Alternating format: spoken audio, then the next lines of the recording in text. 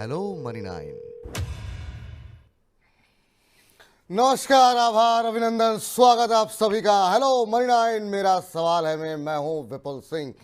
और इस वित्तीय साल का आज पहला दिन और पहले ही दिन बाजार नई ऊंचाइयों पर है। जी हां, सेंसेक्स निफ्टी ने आज नए उच्चतम स्तर बनाए हैं और क्या शानदार आगाज FY25 वित्त वर्ष 2025 का होता हुआ दिखाई दिया है। 22,455 पे निफ्टी खुला और आज का जो इंट्राडे हाई, जो कि रिकॉर्ड हाई है, वो बनाया है 22,529 पे। हालांकि अभी अगर हम देखें तो ऊपरी स्तरों से थोड़ा फिसला है, लेकिन अभी भी करीब करीब 131 अंकों की मजबूती के साथ निफ्टी कामकाज करता हुआ 22,458 का स्तर यहां पर देखने को मिल रहा है। ऊपरी स्तरों से जरूर हल्का हुआ है, लेकिन सभी सेक्टर इंडेक्स के अंदर आज हम मजबूती देख रहे हैं और सब में अच्छी खासी खरीदारी आती हुई दिखाई दे रही है। लेकिन इस तेजी को लीड करते हुए देख रहे हैं हम कि रियल्टी शेयरों में काफ़ी शानदार मूव है और यहाँ पर पिछले 2 सत्रों में काफ़ी शानदार मजबूती देखने को मिली। और आज भी अगर हम देखें तो जो तेज़ी है वो अब बढ़कर के करीब 3.5% की तेज़ी मेटल में है और रियल्टी में करीब 4% की तेज़ी। तो मेटल और रियल्टी, ये 2 सेक्टर ऐसे हैं जो कि इस रैली को लीड करते हुए दिखाई दे रहे हैं। क्या ये रैली, जो अगली रैली होगी, उसको लीड कौन करेगा? क्या मेटल शेयरों में जो रिकवरी आई है वो आगे भी कंटिन्यू रहेगी? इन्हीं तमाम पहलुओं पे अगले 1 घंटे बातचीत करेंगे। खबरों वाले शेयरों पे भी बातचीत होगी। IPO इस हफ्ते खोल रहे हैं और क्या रणनीति होनी चाहिए, इस पर भी बातचीत होगी। और सबसे आखिरी में हमारा खास सेगमेंट चुन चुन के तो होगा ही। और अब हमारे साथ आज के खास मेहमान जुड़ चुके हैं, doctor Ravi Singh ji, market expert के तौर पर। रवि जी, बहुत बहुत स्वागत आपका। और बड़ी संख्या में हमारे दर्शकों ने पिछले हफ्ते आपको मिस किया और बहुत सारे लोगों की टिप्पणी आई, तो पहले तो बहुत बहुत स्वागत है और आपको भी नए वित्त वर्ष की बहुत बहुत शुभकामनाएं। क्या शानदार आगाज़ हुआ है सर, नए हाई पे सेंसेक्स निफ्टी। और जब बीच में गिरावट आई थी, मुझे याद है आपने लोगों से धैर्य बनाने को कहा था और निश्चित रूप से जिन लोगों ने धैर्य बनाया उनको आज अच्छे रिटर्न आते हुए दिखाई दे रहे हैं। इस वित्त वर्ष से क्या उम्मीदें हैं आपकी? बाजार में पहली टिप्पणी।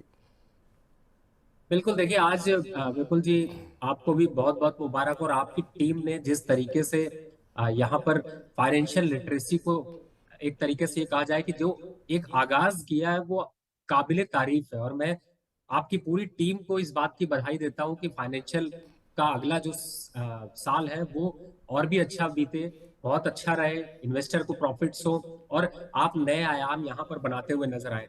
दूसरी तरफ है मार्केट। देखिए, मार्केट में घबराना नहीं है, यही पिछले 3 हफ्ते का सार रहा और आज वो चमक आपको यहाँ पर दिखाई दे रही है। और विपुल जी, वैसे भी होली के बाद आप भी काफी चमक रहे हैं, मुझे लगता है कि इसीलिए शायद स्टॉक मार्केट में वो चमक लौट कर आई। सर आगे बढ़ें उससे पहले तो, चूंकि आपका जो बैकग्राउंड है मेरे ख्याल से पहली बार जो है वो बदला हुआ दिखाई दे रहा है और आपने नई कंपनी रेली गेयर जो है ज्वाइन की है। सबसे पहले तो उसकी बहुत बहुत शुभकामनाएं और इस वित्त वर्ष में आप उत्तरोत्तर ऐसे ही प्रगति करते रहें। तो हमारी तरफ से बहुत बहुत शुभकामनाएं सर आपको नई जो है पारी का आगाज़ करने के लिए। धन्यवाद विपुल जी। आपका साथ और आपके साथ विकास, ये दोनों ही चीजें आगे जो है वो नजर आएंगी। और बहुत बहुत धन्यवाद जी, तो बाजार पे अभी क्या करना चाहिए सर? इस वित्त वर्ष से क्या उम्मीदें क्या है आपकी? देखिए, बाजार तो अब तेजी की तरफ टर्न हो चुका है और यहाँ पर जिन स्टॉक्स में आप फंसे हुए थे, जिन स्टॉक्स में आपको परेशानी थी, चाहे वो बैंकिंग काउंटर रहे हो या फिर माइनिंग के काउंटर रहे हो या फिर ये कहें कि रेलवे के काउंटर रहे हो, उनमें अब बुल रन की स्टार्ट हो चुका है। और जिस तरीके से यहाँ पर आगाज हुआ है इलेक्शन का, उसी तरीके से यहाँ पे बुल रन का भी आगाज हो रहा है। तो मुझे ऐसा लगता है कि आपको यहाँ पर अगला साल जो है वो नए हाईज बनते हुए नजर आएंगे निफ्टी और सेंसेक्स में। और जहां तक मिड कैप और लार्ज कैप की, उनकी परफॉर्मेंस और बेहतर होती हुई नजर आएगी और उनमें काफी अपवर्ड ट्रेंड देखने को मिल सकता है। और लेकिन मार्केट कैसा चलेगा, क्या होगा, कौन स्टॉक्स चलेंगे, किस स्टॉक में आपको नुकसान होगा, ये सब डिटेल जानकारी के लिए आपको सही जगह फॉलो करना है। और इससे पहले प्रोग्राम स्टार्ट हो, आप पहले अपने दोस्तों के साथ, आपके पास सारे ग्रुप्स हैं, उनमें प्लीज ये लिंक एक बार को कॉपी करिए और शेयर कर दीजिए। उन लोगों का भी भला हो फाइनेंशियल ईयर पे। और हमें भी खुशी मिलती है जब ज्यादा से ज्यादा लोगों तक पहुंच पाते हैं। विपुल जी और विपुल जी की पूरी टीम, मनी नाइन की पूरी टीम इस चीज में कोशिश कर रही है। नए नए चीजों को हम लोग यहाँ पर स्कैन कर रहे हैं, नए स्टॉक्स की भी चर्चा होगी। तो मुझे लगता है सबसे पहले आप लोगों से भी मेरी एक्सपेक्टेशन है कि आप लोग इस लिंक को जल्दी से जल्दी फॉरवर्ड करिए। चलिए तो जो रवि जी ने कहा है उसी बात को मैं भी दोहराना चाहूँगा, ज़्यादा से ज़्यादा लोगों तक हम पहुँच सकें, मनी9 का परिवार और विस्तृत हो, इसके लिए आप जितना हो सके जो है अपने इस लिंक को जो है वो आप आगे फॉरवर्ड करते रहिए ताकि ज़्यादा से ज़्यादा लोग इस कार्यक्रम के साथ जुड़ सकें। इस बीच बहुत बड़ी संख्या में जो है प्रश्न आ चुके हैं हमारे पास और लगातार टिप्पणियां आ रही हैं। आरती जैन जी से शुरुआत करते हैं और आरती जैन जी का सवाल ये है कि सर कह रही हैं कि मेरा सवाल जरूर लीजिएगा और उनका क्या मौजूदा भाव पे इरेडा और एनबीसीसी ले सकते हैं, क्या क्या यहाँ से यहाँ पर बढ़त देखने को मिलेगी और यहाँ पर अगला लक्ष्य क्या हो सकता है। और मेरा प्रश्न प्लीज़ ले लीजिए क्योंकि आज रवि जी मौजूद हैं। तो आरती जी आपको सुनना चाहती हैं सर, और इरेडा और एससीसी इन दो पे इनका प्रश्न है कि क्या करंट भाव पे भी लिए जा सकते हैं। आज 5% ऊपर इरेडा का शेयर अपर सर्किट लगा हुआ है, 142 143 का भाव यहाँ पर देखने को मिल रहा है। तो आज तो नहीं खरीद पाएंगे, लेकिन क्या अभी करंट लेवल पे खरीदारी करनी चाहिए एनबीसीसी और इरेडा? देखिए, इरेडा में फिर से मैं वापस अपनी ही बात को रिपीट करता हूं। 120 के आसपास के टारगेट आपको बोले थे विपुल जी, अगर आपको याद हो तो आप प्लीज बिल्कुल। एक बार रिमाइंड कराइएगा कि आपको लेना है तो आपको उन्हीं लेवल्स पे आकर लेना है, पहला। दूसरा, आपने एनबीसीसी की बात की, बिना सोचे समझे एनबीसीसी लीजिए, कंटिन्यू रखिए। ये 100 रुपए 110 रुपए के पास था तो भी बोला था टारगेट 155 रुपए का है। और अब छूट ना जाए कहीं, ट्रेन छूट ना जाए कहीं, स्टॉक्स छूट ना जाए कहीं, कुछ ऐसी तैयारी शुरू करनी है। तो एक एक करके स्टॉक्स आते रहेंगे, आप लोग पूछते रहेंगे, मैं बताता रहूंगा। लेकिन फिलहाल fresh investor buy, long term investor hold. Target 150 145 आता है, वहां पर बात करेंगे। फिलहाल अभी जो भी डिप मिलता है, अब घबराने की जरूरत नहीं। पहले मैं कहता था ना, थोड़ा बहुत टेंशन दे रहा है, इस लेवल को तोड़ेगा तो शायद कुछ नया देखने को मिलेगा। अब कुछ नहीं है, कोई लेवल अब टूटने वाले नहीं है। सब के सब जिन लेवल पर आपने हाई देखे थे, उन हाई की तरफ बढ़ते हुए नजर आए। बिल्कुल, तो एनबीसीसी बिल्कुल आप खरीदारी करके चल सकती हैं मैम। और इरेडा पे जो लेवल बताया गया 120 वहाँ के आसपास पहुँचता है तब आप एंट्री लेंगी, तो आपको जो आपका रिस्क रिवॉर्ड रेशियो है वो आपके फेवर में आता हुआ दिखाई देगा। चलिए गौरव सचान जी का सवाल लेते हैं। कह रहे हैं कि दर्शकों और मनी9 की टीम को बहुत बहुत नमस्कार। सर पिछले शुक्रवार को 300 बीएल के शेयर खरीदे थे, 700 और खरीदना चाहते हैं, उनके लिए सही समय क्या होगा? तो रक्षा क्षेत्र में इन्होंने निवेश किया हुआ है बीईएल के अंदर सर, 300 शेयर लिए, भाव इन्होंने नहीं बताया पिछले शुक्रवार को ही, हालांकि इन्होंने खरीदा है। आज अच्छी बढ़त है, 2.5% के आसपास की मजबूती है, 206 207 के आसपास चल रहा है। कह रहे हैं 700 शेयर और, यानी कुल संख्या बढ़ा करके 1000 शेयरों की अपनी करना चाह रहे हैं। क्या खरीदारी की जा सकती है यहाँ पर? देखिए, मुझे ऐसा लगता है विपुल जी कि आपने लास्ट की बात की चुन चुन के स्टॉक्स में। अभी रिसेंट मैंने रिकमेंडेशन दी थी बिल्कुल। 192, उस दिन भाव चल रहा था। और मुझे लगता है अगर आपने पकड़ा है तो बहुत अच्छा है। अगर दोबारा पकड़ना है तो 204 205 का जो लेवल है, इन्हीं पे पकड़ लीजिए। स्टॉप लॉस यहाँ पे 200 का बनता है, अपसाइड टारगेट 235 से 240 का बनता है। पर लंबा टारगेट मैं तो चाहता हूं कि डिफेंस काउंटर में जब तक बना रहूं, जब तक कि अभी इसमें वो दमखम बना रहे। प्रॉफिट बुक करने के लिए अलग अलग लेवल्स होंगे, लेकिन आज खरीदारी के लेवल्स ऑन हो चुके हैं। आप करंट लेवल पे भी अगर ऐड ऑन करना चाहते हैं तो टेंशन नहीं है, खरीद लीजिए। Upside target 235। 235 रुपये के लक्ष्य के लिए खरीदारी कर सकते हैं। निशांत जी हमारे साथ मौजूद हैं, उनसे बातचीत करें। उससे पहले विवेक सक्सेना महादेव जी की टिप्पणी आई है। कह रहे हैं विपुल सर और रवि सर को हर हर महादेव, आप दोनों की मुस्कुराहट ऐसे ही बरकरार रहे और नए वित्तीय वर्ष में आप दोनों का प्यार हम दर्शकों को मिलता रहे। बहुत बहुत शुक्रिया, बहुत बहुत धन्यवाद इतनी अच्छी टिप्पणियों के लिए। और आप सभी दर्शकों का प्यार मनी9 पर और हम सभी पर बनाए रखिए आप, यही हमारी भी कामना है। और आप सभी के लिए ये वित्त वर्ष बहुत लाभकारी हो, ऐसी हमारी कामना है। चलिए निशांत जी से बातचीत करते हैं। निशांत जी नमस्कार। नमस्कार सर। नमस्कार निशांत। नमस्कार सर, कहाँ से बोल रहे हैं, कैसे हैं?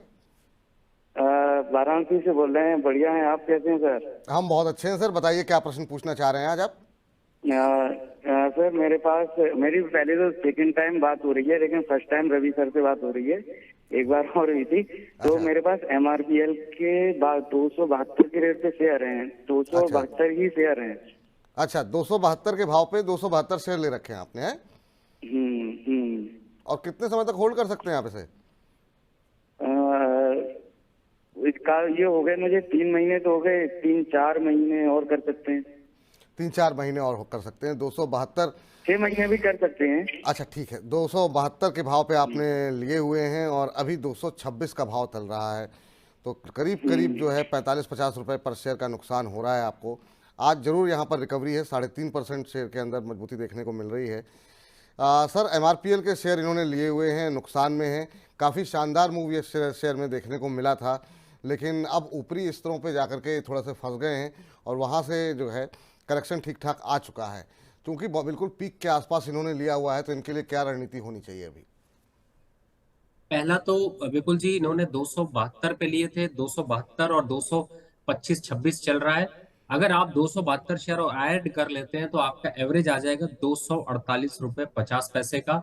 और मुझे ऐसा लगता है कि आज जो भी लोग दर्शक देख रहे हो, उन लोगों को एमआरपीएल की तरफ एक बार दौड़िए और 230 के ऊपर निकलते ही पोजीशन बढ़ाइएगा, करंट लेवल पर भी पोजीशन लीजिए, क्योंकि ये 260 और 280 के लिए अब दौड़ लगाना शुरू कर देगा। करेक्शन अच्छा दिखा चुका, 180 का बॉटम बना चुका और वहां से भी 200 के ऊपर सस्टेन कर गया। तो अब नहीं पकड़ेंगे तो फिर पकड़ नहीं पाएंगे। तो मुझे लगता है फ्रेश बायर 200, यहां पर 226 चल रहा है, पकड़ लीजिए, स्टॉप लॉस लगाइए, ज्यादा से ज्यादा 212 रुपए का टारगेट।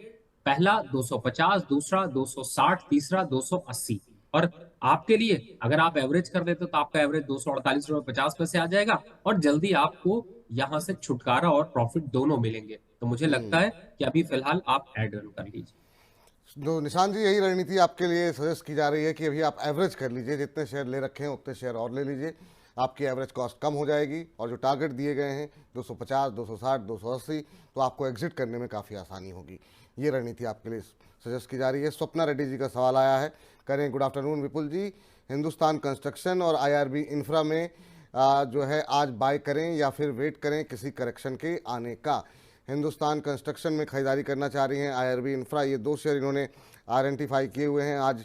हालांकि आईआरबी इंफ्रा भी काफ़ी तेज़ी के साथ ऊपर गया है, करीब 4.5% की तेज़ी आज देखने को मिल रही है। और हिंदुस्तान कंस्ट्रक्शन की अगर बात करें तो यहाँ पर भी हम देख रहे हैं 10% की रैली आ चुकी है।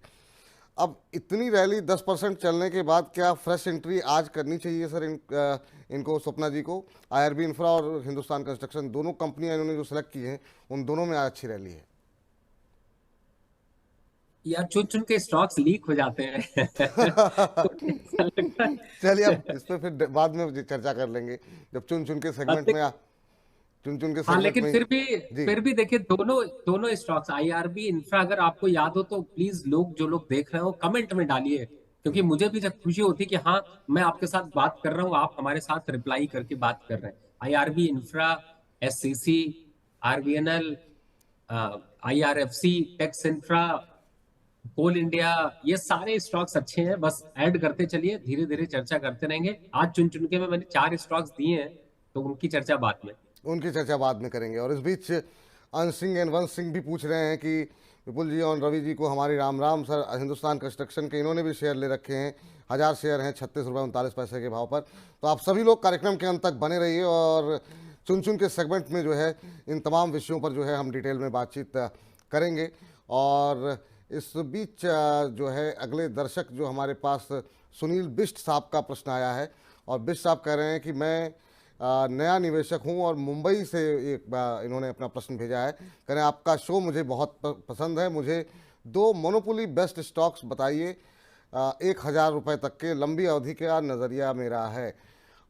ये ऐसे क्षेत्र में जाना चाह रहे हैं जहां पर किसी एक कंपनी का दबदबा हो, कोई कंपटीशन में ना हो, मोनोपोली बिजनेस में जाना चाह रहे हैं सर। इनके लिए कोई टिप्पणी, कोई सलाह आपकी रहेगी? देखिए, बिजनेस इस समय मोनोपोली करने के लिए बहुत सी चीजें, लेकिन आपके मोनोपोली से 2 ही 3 सेगमेंट्स हो सकती है। पहला मैंने आपको बताया कि आप गवर्नमेंट के पीएसयू स्टॉक्स की तरफ फोकस करिए। दूसरा मैं कहूंगा कि आप बैंकिंग काउंटर के छोटे काउंटर जो हैं उनकी तरफ फोकस करें, क्योंकि देखिए ये सब काउंटर में ना, आप स्टॉक्स आप लेकर जैसे ही रखोगे, आपको जैसे मैं आज एग्जांपल देता हूँ, एससीसी का एक एग्जांपल ले लेते हैं, सबकी क्वेरी उसी पे है। जब चलना शुरू होता है तो फिर छोड़ता नहीं है, 10% बढ़ गया, आप क्या करें, अब तो इंतजार ही कर सकते हैं। तो इस टाइप के मूवमेंट जो है ना, वो ये सब स्टॉक्स बहुत अच्छे से दिखाने वाले हैं। तो मुझे ऐसा लगता है पावर सेक्टर, बैंकिंग और पीएसयूज, इन तीनों पे फोकस रखिए, यही मोनोपोली भी क्रिएट करेंगे, यही अकेले चलाएंगे। और सर एक बात और क्लियर कर दूं, ये जो आप ईवी का ढिंडोरा देखते हैं ना, ये सब में उतना कुछ अभी दम है नहीं जितना दम की बात की जा रही है। जब दम आएगा हम चढ़ लेंगे और आपको चढ़ा भी लेंगे, जिससे कि आप वो सफर लंबा तय कर लें। तो अभी जिन जो सेक्टर चलने वाले हैं, जो स्टॉक्स चलने वाले हैं, सरकार किस तरफ रुख कर रही है, इलेक्शन के आउटपुट क्या होंगे, उसको फोकस करिए और उन्हीं से रिलेटेड स्टॉक्स लीजिए। सबकी रिकमेंडेशन मत सुनिए, मेरी भी मत सुनिए। जो आपको समझ में आए कि ये स्टॉक्स में बात सही कर रहा हूं, ये जम रहा है, इसको ले सकते हैं, इसमें ये हाई बन चुका है, ये लो है और अब बॉटम आउट हो रहा है। देखिए बात करते करते एमआरपीएल देखिए भागना शुरू हो गया, 27-28 के पास पहुंचना शुरू हो गया। तो इस तरीके के स्टॉक्स को पकड़िए जो चल सकते हो। कहाँ जाएंगे क्या जाएंगे वो मार्केट पे छोड़ दीजिए। बिल्कुल। इस बीच रामवीर राठौर साहब का प्रश्न आया है, कह रहे हैं पहले तो रवि जी को बहुत बहुत बधाई। तो आपको बधाई संदेश दर्शकों की तरफ से भी आ रहे हैं जो आपने एक नया कार्य क्षेत्र शुरू किया है। कह रहे हैं नमस्कार श्री राम जी, और TFCI के शेयर इन्होंने ले रखे हैं 165 रुपये के भाव पर, 6 से 9 महीने के लिए ये होल्ड कर सकते हैं। फ्यूचर के लिए क्या ये सही रहेगा, ये इनका प्रश्न है। TFCI tourism finance corporation of India 178-179 के आसपास अभी चलता हुआ दिखाई दे रहा है और इनकी खरीद 165 रुपये की है। तो प्रॉफिट में है, 13-14 रुपये पर शेयर का इनको यहाँ पर मुनाफा हो रहा है। अभी भी 8-9 महीने ये होल्ड कर सकते हैं। एक छोटा सा करेक्शन पिछले एक महीने में हमने देखा कि आता हुआ दिखाई दिया, करीब 28-29% के आसपास का करेक्शन जो है इस शेयर के अंदर देखने को मिला है। लेकिन उससे पहले रैली भी काफ़ी अच्छी देखने को मिली थी। अभी ये प्रॉफिट में है, अभी कब तक होल्ड करना चाहिए सर इन्हें? आपने बिल्कुल जी एकदम सही कहा। इसने 267 रुपए 55 पैसे का हाई बनाने के बाद बॉटम बनाया 156 रुपए का, चल रहा है 178 और 169 के बीच में। अब एक चीज यहां पर ध्यान रखिए, आपकी बाइंग यहां पर काफी अच्छी जगह पे है। तो 175 नोट कर लीजिए, 175 का एक स्टॉप लॉस डाल लीजिए। करना कुछ है, मैं बताता हूं कि आपको करना क्या है। अब इसको चलने दीजिए। अगर 175 तोड़ देता है तो आप यहां से निकलिएगा और IRFC जो भी चल रहा हो रेट, 145 चल रहा हो, 130 चल रहा हो, 150 चल रहा हो, 160 चल रहा हो, वहां चढ़ जाइएगा। क्यों? क्योंकि इसके आगे का सफर अब आपको वो आगे बढ़ाएगा। दूसरा, अगर प्रॉफिट बुक करने की सोच रहे हैं, 220 213 तक अगर आ जाता है तो उसके बाद इस स्टॉक का दम खम खत्म हो जाएगा, तो वहां पे भी निकलना है। तो लेवल्स नोट कर लीजिए, अपने मोबाइल पे अलार्म की तरीके से डाल दीजिए कि मुझे यही ट्रेड करना है, ये चीजें आएंगी। और अगर नहीं समझ आता है, 175 के बाद IRFC आपको लगता है कि नहीं बहुत बढ़ गया, तो विपुल जी को तंग करने के लिए हम लोग बैठे हुए हैं। फिर से तंग करिए, फिर से पूछिए, फिर से नया स्टॉक देखेंगे। बिल्कुल। तो ये राय आपके लिए निकल करके आती हुई। राहुल चौधरी जी का प्रश्न ले लेते हैं। कह रहे हैं राम राम विपुल जी और रवि जी, क्वेश्चन ले लीजिए। आज बिल्कुल आपका सवाल लिया जा रहा है सर। कह रहे हैं NTPC में अभी के प्राइस में बाय कर सकते हैं क्या, नहीं तो कुछ अल्टरनेटिव बता दें। पावर पे हम लगातार ही देख रहे हैं कि मतलब लोगों का रुझान अभी भी सकारात्मक है। कुछ लोगों को के पास शेयर पुराने पड़े हुए हैं, कुछ लोग जिनको लग रहा है कि वो नहीं सवारी कर पाए, वो लोग अब एंट्री करना चाह रहे हैं। NTPC में क्या करंट लेवल पे बाय करना चाहिए? और दूसरा सवाल ये कि अगर इसमें नहीं कर सकते हैं तो कह रहे हैं कोई ऑल्टरनेटिव बता दीजिए। अरे NHPC को क्यों भूल जा रहे हैं भाई? 85 से 90 आ गया। मैं आपको लोगों को याद दिला देता हूँ। 2 दिन पहले, अभी कुछ दिन पहले आप लोग बहुत चर्चा कर रहे थे जब 80 82 85 के बीच में था, अब 90 हो चुका है। तो पकड़िए, वहां जाइए, वहां पकड़ते हैं, उसको पकड़ लीजिए। हेल पकड़ लीजिए, NTPC से थोड़ा दूरी बना लीजिए, थोड़ा ज्यादा बढ़ गया है। अगर एक बार को इस लेवल पर देखें तो मुझे थोड़ा ज्यादा अट्रैक्शन नहीं दिखाई देता, लेकिन इसके अगेंस्ट में हेल। और दूसरा कौन सा बताया आपको? NHPC। दूर किससे रहना है? 2 स्टॉक। एक का नाम आपने सुना होगा, मैं आपके माध्यम से ही बता रहा हूँ, IEX। जिनके जिनके पोर्टफोलियो में है उन सबके पोर्टफोलियो में ये स्टॉक कैंसर स्टॉक है। क्यों कह रहा हूँ कैंसर स्टॉक है? ना बढ़ता है ना घटता है। एक दिन 5% बढ़ेगा, दूसरे दिन 5% गिर जाएगा। खुशी देता है, छीन लेता है। तो मुझे लगता है कि इस स्टॉक से, अगर आपके पोर्टफोलियो में ये स्टॉक है, तो NHPC और भेल 2 ऑप्शन आपको दिखाई दे रहे हैं, स्विच कर लीजिए। नहीं तो IEX रखे रहिए। स्टॉक मार्केट की का सुकून मिलता रहेगा कि आप स्टॉक मार्केट पे हैं और थोड़ा थोड़ा नुकसान भी खाते जा रहे हैं। बात तो सही कह रहे हैं सर आप। इस बीच अजय सिंह जी हमारे साथ जुड़ चुके हैं, उनका प्रश्न लें उससे पहले अविनाश दुबे जी की टिप्पणी भी पढ़ लेते हैं। कह रहे हैं पानी रे पानी तेरा रंग कैसे, जिसमें तू मिल जाए बिल्कुल उसके जैसा, आप दोनों की जोड़ी यूं ही बनी रहे। तो शायरी भी हो रही है सर, लोग सवाल भी पूछ रहे हैं, तो हर तरह की टिप्पणियां आती हुई। बहुत बहुत शुक्रिया अविनाश जी, कोशिश इतनी अच्छी करने के लिए, इतने अच्छे शब्द लिखने के लिए बहुत बहुत धन्यवाद आपका। अजय जी नमस्कार। नमस्कार सर। कैसे हैं अजय जी, कहाँ से बोल रहे हैं? सर मैं दिल्ली से बोल रहा हूँ सर। अच्छा, बहुत अच्छी बात है सर। बताइए क्या प्रश्न पूछना चाह रहे हैं। सर मेरे पास HAL के सर 300 शेयर्स है सर 2200 के एवरेज प्राइस में, और अच्छा। मेरे पास अदर डिफरेंट डिफेंस के शेयर्स भी हैं। तो मुझे ये चाहिए था कि मैं इनको लॉन्ग टर्म के लिए रिटेन करना चाहता हूँ या अभी प्रॉफिट बुक कर लूँ। चलिए अभी तो जरा पूछते हैं रवि जी से, 2200 पे आपने लिए, पहले तो बहुत बहुत मुबारकबाद हो आपको कि आपको अभी पर शेयर जो है वो करीब करीब 2200 1300-1400 रुपये का पर शेयर जो है वो आपको मुनाफा यहाँ पर हो रहा है। और HL के अंदर आज खबर भी है, अभी बजिंग स्टॉक्स में हम इसको डिस्कशन में लेकर के आएंगे। कंपनी को एक नया ऑर्डर मिला है और लगातार शानदार मूव। जब PSU स्टॉक्स टूट रहे थे तब भी ये शेयर जो है वो मजबूती से खड़ा रहा। उतनी गिरावट यहाँ पर देखने को नहीं मिली जितनी कि हमने बाकी PSU स्टॉक्स या डिफेंसिव स्टॉक्स में देखी थी। काफ़ी शानदार चला है सर शेयर, लगातार हर दूसरे दिन जो है ऑर्डर की खबरें भी आ रही हैं। क्या क्या भविष्य देख रहे हैं आप HL को लेकर के, अभी क्या रणनीति होनी चाहिए HL में? देखिए HAL तो 4400-4500 के टारगेट के लिए दौड़ लगाने वाला है, तो मैं कहूंगा नहीं कि आप निकलिए। और दूसरा, आपके माध्यम से ही मैं बता देता हूँ, आपने BEL की अभी चर्चा करी थी, 206 पे हम कर रहे थे, अब 207-8 पहुंच चुका है। दूसरी तरफ है BDL को भी फोकस करिए, BEML को भी फोकस करिए, कोचिन शिपयार्ड को भी फोकस करिए, पारस डिफेंस को भी पकड़िए, और एक और स्टॉक मस्डॉक, इसको भी। इन डिफेंस के इन स्टॉक्स में अगर आपकी होल्डिंग है तो चिंता नहीं करिए और होल्डिंग को कंटिन्यू रखिए, और मुझे नहीं लगता कि अभी आपको निकलना चाहिए। ये राय निकल करके आती हुई। इस बीच जो है किशन कुमार जी कह रहे हैं रवि जी को प्रणाम और बधाई। तो आपको बधाइयों का सिलसिला लगातार हमारे दर्शकों की तरफ से मिल रहा है सर। अभिषेक आनंद जी कह रहे हैं सर IRFC का 1 साल का टारगेट बता दीजिए। हालांकि अभी आपने टिप्पणी की है, लेकिन अगर इनको एक बार फिर से लक्ष्य आप बता देंगे IRFC के लिए तो इनके प्रश्न का उत्तर मिल जाएगा इन्हें। देखिए IRFC 180 रुपए के टारगेट के लिए हम लोग यहाँ पर फोकस कर रहे हैं। 144 रुपए चल रहा है, और पीछे अभी एक शायरी भी आपने विपुल जी पढ़ी थी, और विपुल जी का शायराना अंदाज है, इसीलिए शायद लोग अब उनको पहचानने लगे हैं, और बड़ा अच्छा विपुल जी लिखते हैं। और मेरा एक पर्सनल अनुभव भी रहा, जिसमें कि विपुल जी के साथ एक टाइम मिला मुझे कि मैं पास कर सकूं उनके साथ, और उनके साथ करीब 24 से 48 घंटे बिताए, तो काफी अच्छा लगा। विपुल जी बड़े दिल से अच्छे आदमी, और इसीलिए आपको विपुल जी इतना प्यार करते हैं। और आपकी शायरी के चक्कर में एक शायरी मैंने अभी आपके यहाँ पे स्टूडियो कुछ दिन बताई थी, जिसमें मैंने कहा था, आपको याद हो कि वक्त है, वक्त सिखाता बहुत कुछ है, लेकिन वक्त पर नहीं। हाँ, और ये उसी कड़ी में बहुत जी, जी आगे उसी बढ़िए कड़ी सर में जी। कि उसी कड़ी में आज आपको फिर से स्टॉक मार्केट के लिए वक्त के ही ऊपर एक और नई चीज बताने वाला हूं, उसको ध्यान से सुन लीजिए।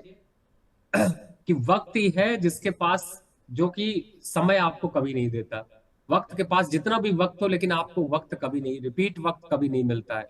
तो वाह वाह, स्टॉक मार्केट भी कुछ ऐसा ही है, ध्यान रखिए। बहुत सही बात कही आपने कि गुजरा हुआ ज़माना आता नहीं दोबारा, बिल्कुल वही वाली बात है ये, और बहुत अच्छी बात कही सर आपने। इस बीच जरा आगे बढ़ते हैं, और सुधा कौशिक जी कह रही हैं कि सर क्या अब भी नई बाइंग की जा सकती है, या फिर कहाँ पर की जा सकती है, कोई चांसेस हैं क्या? मैम, उसके लिए एक विशेष सेगमेंट है हमारा चुन चुन के, आप आखिरी तक कार्यक्रम में बने रहिए, आपको आपके प्रश्न का उत्तर जो है वो बहुत विस्तार पूर्वक जो है मिल जाएगा। तो बने रहिए कार्यक्रम के आखिर तक। चुन चुन के में आपको कई सारे शेयरों पे हम बातचीत करेंगे और बताएंगे आपको कि कहाँ पे रणनीति आपको खरीदारी की जा सकती है। अब NHPC पे अभी हम लोगों ने बात की, फिर से NHPC पे सवाल आ गया है, और पूजा जी पूछ रही हैं, कह रही हैं good afternoon sir, I am Pooja from Nashik, आपकी एडवाइस मुझे बहुत हेल्प करती है, thanks so much sir. NHPC के 250 शेयर लिए हैं और परचेज करना चाहती हूँ, क्या अभी कर सकती हूँ? NHPC पे सर रोज़ काफ़ी सारे सवाल आते हैं, और आप तो कार्यक्रम में लगातार रहते ही हैं हमारे साथ। काफ़ी लोगों का इंटरेस्ट है, बल्कि लोग काफ़ी पैनिक भी करने लगे थे जब 80 के नीचे जाता हुआ दिखाई दिया था। आपने भरोसा दिलाया कि नहीं, अभी होल्ड करिए, और जो है खरीदारी करना चाहें तो कर सकते हैं। अब दोबारा रिकवरी मोड में है, 250 इन्होंने लिए हुए हैं और खरीदारी करना चाह रही हैं, करंट लेवल पर भी कर सकते हैं क्या? बिल्कुल, देखिए मुझे ऐसा लगता है कि अगर आज 90 के ऊपर ये सस्टेन करके क्लोज कर जाता है, देखिए ये एक ऐसा स्टॉक है जिसमें एक और भी चीज ध्यान रखिए कि अगर कभी आज छूट जाए तो कल वापस लौट आता है, और इसमें मतलब बहुत ज्यादा आपको परेशान होने की जरूरत नहीं कि छूट गया। तो आपको एड ऑन करना है, 90 के ऊपर निकलने के बाद आज क्लोजिंग हो जाती है तो 91, 90 या क्लोजिंग पे भी थोड़ा सा 250 शेयर लेने हैं तो 100 शेयर ले लीजिए, यहाँ पे भी कोई दिक्कत नहीं है। टारगेट वही है 120 रुपए, और 120 के लक्ष्य अगर है तो 90 हो या 85 हो, इससे कोई खास फर्क नहीं पड़ेगा। लेकिन फिर भी आपने पहले खरीदा, 100 शेयर और ले लीजिए। 100 के बाद अगर लेना होगा तो फिर आपको कहूंगा कि और आप लीजिएगा, लेकिन 92 के ऊपर। तो इस तरीके से आप एवरेज करते जाते हैं, बढ़ाते जाते हैं, स्टॉक आपको प्रॉफिट दे सकते हैं। तो मुझे लगता है बिल्कुल लेना चाहिए। बिल्कुल लेना चाहिए। जो लोग भी नई खरीदारी करना चाह रहे हैं एनएचपीसी पे, तो बिल्कुल कर सकते हैं। चलिए अगले दर्शक के पास चलते हैं। अजय जी हमारे साथ जुड़ चुके हैं प्रश्न पूछने के लिए। अजय जी नमस्कार। पंकज जी हैं, माफ कीजिएगा। पंकज जी नमस्कार। जी जी कैसे हैं पंकज जी? नमस्कार सर। मैं सर, मेरे पास 1000 शेयर अभी इंटरडे में मैंने 1635 पे लिया था, तो इसका मैं स्टॉप लॉस वगैरह मैं क्या सेल आउट कर? कौन सा शेयर का नाम एक बार फिर से बता दीजिए। लुपिन का लिया था सर। अच्छा, आज आपने इंट्राडे के लिए ही लिया हुआ है? जी जी जी 1633 पे आपने लिया हुआ है और अभी जो है 1617 आ चुका है। स्टॉप लॉस समझना चाह रहे हैं। चलिए पूछते हैं कि क्या यहाँ पर रणनीति होनी चाहिए। काफ़ी शानदार मूव यहाँ पर रहा है, लेकिन मामला इंट्राडे का है सर। क्या सलाह रहेगी आपकी इंट्राडे के लिहाज से? अभी इन्हें क्या करना चाहिए? स्टॉप लॉस क्या रखेंगे? देखिए इंट्राडे पे दो सजेशन है मेरे। एक तो पहला, इस समय चल रहा है 1616 रुपए। जैसे ही ये 1618 1620 के ऊपर निकलता है, फिर से नोट कर लीजिए सर, नहीं तो गलत आप ट्रेड कर जाओगे। 1620 के ऊपर निकलता है, इमीडिएट एवरेज करिएगा और डाल दीजिएगा टारगेट उसका 1640 से 45 रुपए का। आपको एवरेज भी हो जाएगा, बढ़िया निकल जाएगा और इंट्राडे में ट्रेड निकल जाएगा। अगर ये 1620 के ऊपर निकला तो 1640 वापस खड़ा हो जाएगा। अब आ जाते हैं इंट्राडे पे क्या स्टॉप लॉस रखना है। अगर ये अभी जो लेवल्स यहां पर देख रहे हैं, अगर इस समय के देखें तो 1605 के नीचे जाने के बाद खतरा खड़ा हो जाएगा, और वहां से उसके बाद इसका आपको इसमें लॉस बुक कर लेना चाहिए। फिर दूसरे ट्रेड के लिए देखिए, कोई बात नहीं, इंट्राडे पे ऐसी चीजें होती रहती है, लेकिन मुझे लगता है कि आप इन लेवल्स का ध्यान रखें। 1605, 1618 या 20, इसके ऊपर आपको एक्शन करना है। 1605 के नीचे जाए तो अपना स्टॉप लॉस, अपना नुकसान जो है वो बुक कर लीजिए, और 1618 के ऊपर जाए तो यहाँ पर जो है 1640 तक के लक्ष्य जो है वो देखने को मिल सकते हैं। आप चाहें तो इसमें और पोजीशन बना सकते हैं। तो ये स्ट्रेटजी यहाँ पर निकल करके आती हुई। किट्टू जी का सवाल आया है। किट्टू जी कह रहे हैं नमस्कार विपुल जी। नमस्कार आपको भी किट्टू जी। अशोक लेलैंड के 170 पर इन्होंने 150 शेयर लिए हुए हैं, टारगेट क्या होना चाहिए? अशोक लेलैंड के सर काफ़ी सवाल आ रहे हैं लोगों के, और हालांकि अभी जो मौजूदा भाव है वो तो हम देख रहे हैं 174 के आसपास चलता हुआ दिखाई दे रहा है, तो इनको 4 रुपये का मुनाफा हो रहा है। लेकिन काफ़ी लोग हैं जो इस बात से परेशान हैं कि कंपनी के बारे में सब लोग अच्छा बोल रहे हैं, लेकिन कंपनी का शेयर नहीं चल रहा है। आपकी राय क्या होगी सर? देखिए जो ये पूरा का पूरा मार्केट है, पेशेंस टेस्ट करता है विपुल जी। और जिस दिन आप पेशेंस लूज करते हैं, जिस दिन आप सौदा काटते हैं, उसी दिन वो चलना शुरू हो जाएगा। जिस दिन आप बेचोगे उसी दिन बढ़ना चालू हो जाएगा। तो ये मार्केट है, और इसमें मार्केट में ऐसी चीजें होती हैं। लेकिन फिलहाल विश्वास रखिए, इस स्टॉक को अगर याद हो तो मैंने 175, 172, 168, 165 इन सब पे बाय रिकमेंडेशन दिया हुआ है। बुक करने को तो मैं भी बुक कर लूं प्रॉफिट, लेकिन मुझे लगता है कि लंबी रेस के घोड़े को जल्दी छोड़ने की कोई जरूरत नहीं है। चलने दीजिए।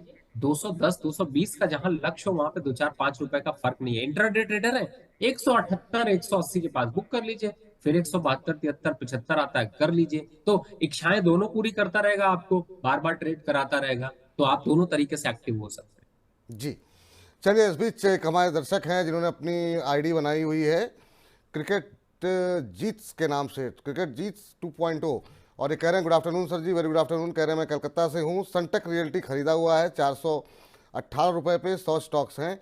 मेरे लिए कितना टारगेट होना चाहिए?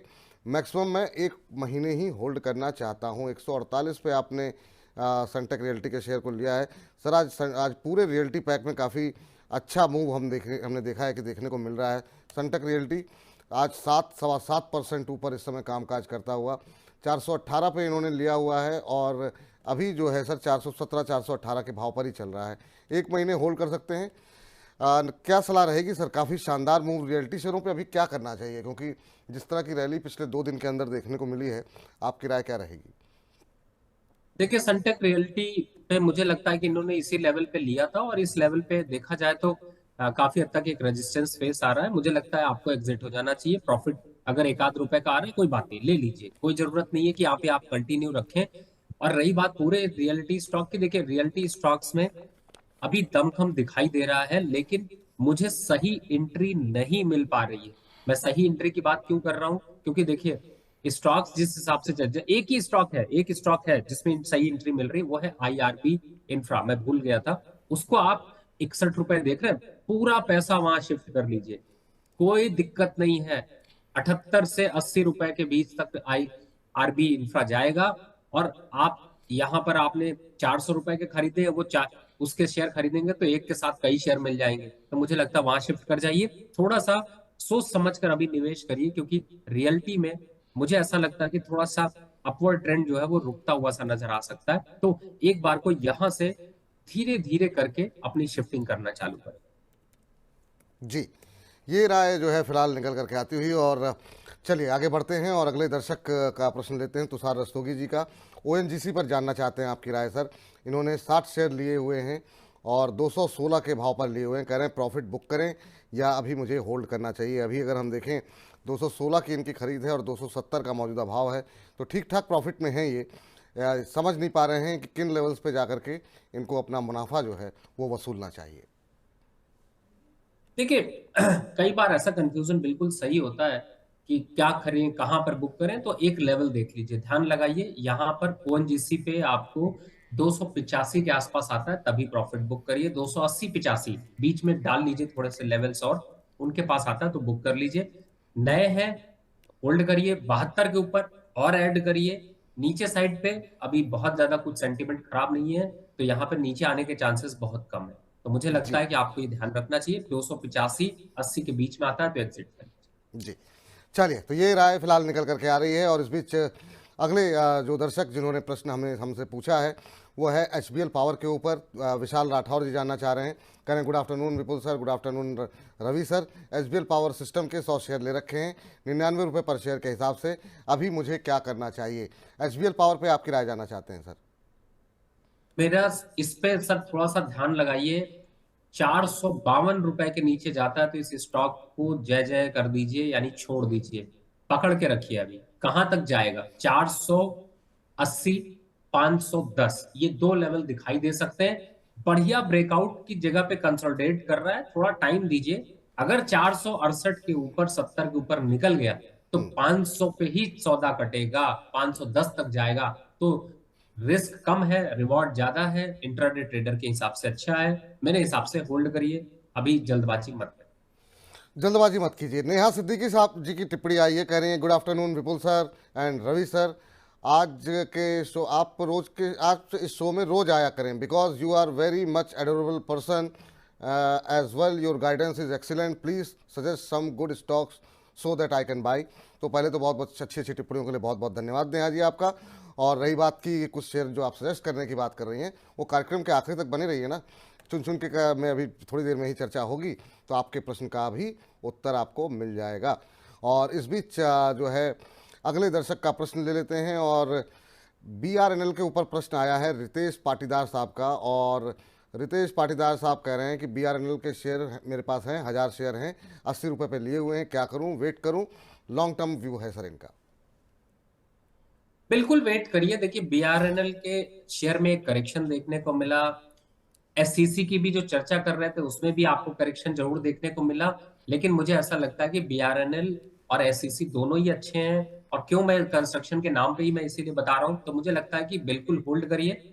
60 रुपए के पास है, अगर आज 60 रुपए के आसपास क्रूज कर जाता है तो थोड़ा नए इन्वेस्टर के लिए अट्रैक्शन बन जाएगा। वापस 80 और 90 का जो टारगेट है तो बहुत इजीली अचीव हो जाएगा। और इसको तो ऐसा शेयर है कि जब अगर यहाँ पर करंट गवर्नमेंट अगर कंटिन्यू करती है या नहीं भी करती है उससे भी फर्क नहीं पड़ने वाला है, इसलिए टेंशन ही छोड़ दीजिए। मुझे लगता है रखिए, लंबे समय पे लंबी रेस का घोड़ा है, चलेगा, अच्छा मुनाफा देगा। थोड़े दिन परेशान जरूर कर रहा है। तो जिनके पास भी है होल्ड करने की सलाह यहाँ पर निकल करके आती हुई। प्रज्ञेश जी हमारे साथ जुड़े हैं प्रश्न पूछने के लिए। प्रज्ञेश जी नमस्कार। नमस्ते। नमस्ते, कैसे हैं सर, कहाँ से बोल रहे हैं?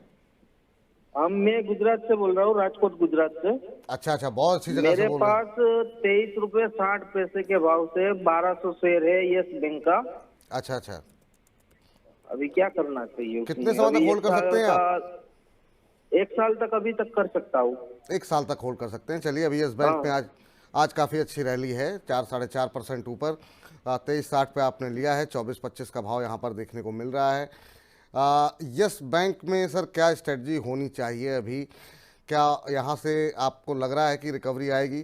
एक रैली तो हमने देखा कि जब ये 10, 12, 13 रुपए से चलता हुआ आया है यहाँ तक, अभी क्या करना चाहिए? देखिए यहाँ पे विपुल जी, मुझे ऐसा लगता है कि ये स्टॉक वापस से अभी 27, 28 और मैक्सिमम 32 इन लेवल्स पर आता है। साल में आए, 6 महीने में आए, 6 दिन में आए, एग्जिट कर लेना चाहिए, क्योंकि आपका टारगेट अचीव हो गया, एग्जिट कर लीजिए। रिस्क कहां तक है? रिस्क आपने 23 पे लिया है, रिस्क ही नहीं है, ज्यादा से ज्यादा 21 रुपए का रिस्क है। तो मुझे ऐसा लगता है कि आप उस रिस्क को कंटिन्यू रखिए और पोजीशन जो बताइए 28 और 32 इन दो लेवल पे बुक कर लीजिए। साल भर का समय मत लगा के रखिएगा, क्योंकि कहीं ऐसा ना हो कि 5 रुपए ही रह जाए, ये भी रिस्क आ जाता है। तो मुझे ऐसा लगता है कि आपको जो प्रॉफिट आ रहा है उसको बढ़ने दीजिए। 28 और 32 ये दो लेवल आते हैं, कोई प्यार मत करिए, स्टॉक से निकल जाए। ठीक। इस बीच चंदन गिरी जी की टिप्पणी आई है, कह रहे हैं विपुल सर हर हर महादेव, आपके चैनल को देखे बिना अब नींद नहीं आती है सही तरीके से, ये कार्यक्रम में आपकी इतनी जान है। तो बहुत बहुत शुक्रिया, बहुत बहुत धन्यवाद आपकी इतनी अच्छी टिप्पणी के लिए। सर बहुत ऊर्जा मिलती है आप लोगों की इस प्रोत्साहन से। हिंदुस्तान जिंक के ऊपर इनका प्रश्न है, 50 शेयर ले रखे हैं और 305 के भाव मिल रहा है, अभी निकल जाऊं या फिर बना रहूं? तो हिंदुस्तान जिंक पे जानना चाह रहे हैं कि अभी एग्जिट करें या फिर बने रहें। आपकी टिप्पणी सर। मेटल में आज अच्छी रैली है। देखिए मुझे ऐसा लगता है कि अभी आपको यहाँ पर बने रहना चाहिए।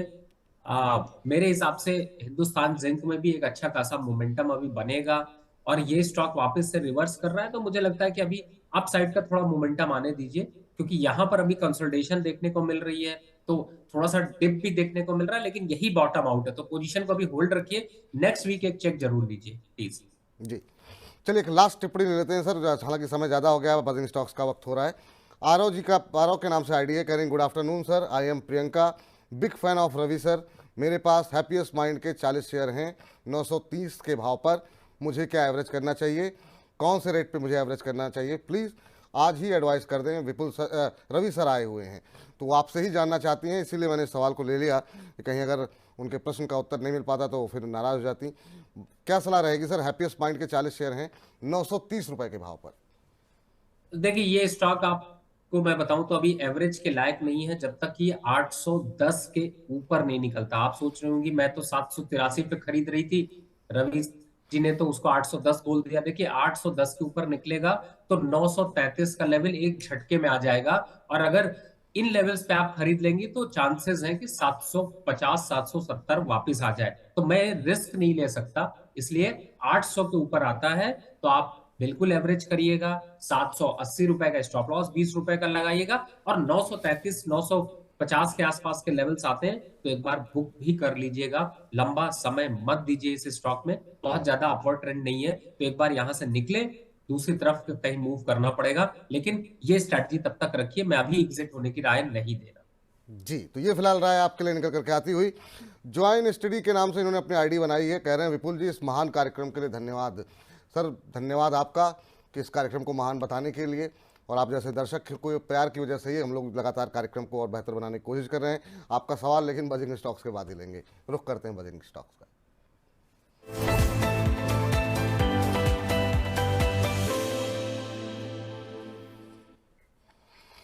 बजिंग स्टॉक्स, जी हाँ, खबरों वाले शेयर जहां पे हैं, खबरें खबरों के चलते देखने को मिलता है। एक्शन क्या होना चाहिए, आपका रिएक्शन वो बताएंगे रवि जी, खबर बताएंगे हम, और रणनीति उस पर क्या करनी है ये तय करेंगे आप तमाम विश्लेषण को सुनने के बाद। तो एक एक करके तमाम शेयरों को स्क्रीन पर लेकर के आते हैं। सबसे पहले बात करते हैं इन्फोसिस की। इन्फोसिस पे आज कई सारे सवाल भी आए हुए हैं, तो उन तमाम दर्शकों के प्रश्नों के उत्तर भी इसी बहाने हम दे देंगे। कंपनी को 6,329 करोड़ रुपए का आईटी रिफंड मिलेगा, ये जानकारी दी गई। और ये आपको बता दें साल जो है फाइनेंशियल ईयर 2007-8 से 2018-19 के बीच का इनकम टैक्स रिफंड मिलेगा, और साथ ही साथ कुछ पेनल्टी भी है पर वो बहुत मामूली है। तो कंपनी को एक अच्छी खासी रकम जो है मिलने वाली है, 6,000 करोड़ से ज़्यादा की, और उसी के चलते आज हम देख रहे हैं इन्फोसिस के शेयर में मजबूती देखने को मिल रही थी, और करीब 1% के आसपास की बढ़त शुरुआती सत्र में देखने को मिल रही थी। हालांकि अब महज 0.25% की बढ़त रह गई है, 1501 का भाव देखने को मिल रहा है। आईटी का क्या भविष्य दिखाई दे रहा है सर? और बहुत लोगों के सवाल आते रहते हैं आईटी को लेकर के, लोग समझ नहीं पा रहे हैं, वेट करते करते थक रहे हैं। आपकी क्या सलाह रहेगी इन्फोसिस, टीसीएस, विप्रो जैसे शेयरों में? देखिए, सबसे पहले तो इन्फोसिस की जो ये न्यूज है उसका इम्पैक्ट आप खा चुके, मलाई निकल गई, अब कुछ मलाई बची नहीं। स्टॉक में ट्रेंड अभी डाउन है और डाउन साइड पे 1450 के लक्ष्य वापस देखने को मिल सकते हैं, लेकिन हाँ, बहुत ज्यादा यहाँ पर अब गिरावट के संकेत थोड़े कम होते हुए नजर आएंगे। दूसरा, अब आप अगर बात करें इन्फोसिस की, टीसीएस की, टेक महिंद्रा की, विप्रो की, तो मुझे ऐसा लगता है कि इन स्टॉक्स में ओकेजनली निवेश किया जा सकता है, लेकिन लॉन्ग टर्म स्ट्रैटेजी बनाने का अभी साइन नहीं है। और अभी इस क्वार्टर से अगले क्वार्टर, पिछले 2 क्वार्टर हो गए सर आप लोगों से बात करते हुए, मुझे लगता है थोड़ा सा अभी भी दूरी बनाने की जरूरत है। एक क्वार्टर, अभी रिजल्ट सीजन आ ही गया है, एक क्वार्टर और इंतजार करते हैं। बाय के लिए फिलहाल अपॉर्चुनिटी इन पूरे काउंटर में यानी आईटी सेक्टर में अभी नहीं है। आईटी सेक्टर से पूरी की पूरी तरह से अभी दूरी बनाकर रखें। ठीक, तो ये राय निकल करके आती है। इस बीच कृषजीत जी फिर से प्रश्न अपना भेज रहे हैं संटक के बारे में। सर, कार्यक्रम जो है थोड़ा पीछे करके देखिए, मुझे लगता है आप बीच में कहीं व्यस्त हो गए होंगे। आपके नाम के साथ आपके प्रश्न को डिस्कस कर लिया है, तो उम्मीद करते हैं कि आपको उत्तर मिल गया होगा। सुरजीत दत्ता जी कह रहे हैं आईएक्स के बारे में बताइए। सर, बता दिया है वो भी, और रवि जी ने कहा है दूर रहिए फिलहाल, और ये आपको नुकसान पहुंचा सकता है। अगर आपके पास हैं तो एग्जिट करने की कोशिश कीजिए। चलिए अगली कंपनी लेकर के आते हैं, MOIL। यहाँ पर देखते हैं क्या कुछ खबरें निकल करके आई हैं। यहाँ पर कंपनी ने फेरो ग्रेड्स मैग्नीज की कीमतों की जो है बढ़ाई हैं। मैग्नीज और की कीमतें बढ़ाई हैं कंपनी की तरफ से, और अलग अलग कैटेगरी में अलग अलग तरीके से बढ़ी हैं, और ये कीमतें आज से ही लागू हो गई हैं। 1 अप्रैल से जो है इनको लागू कर दिया गया है। आपको बता दें कि MN 44% से ज़्यादा मैग्नीज कंटेंट प्रोडक्ट्स की कीमतों में 6% का इजाफा किया गया है, और MN 44% से कम के उत्पादों की कीमतों में करीब 3% की बढ़ोतरी की गई है।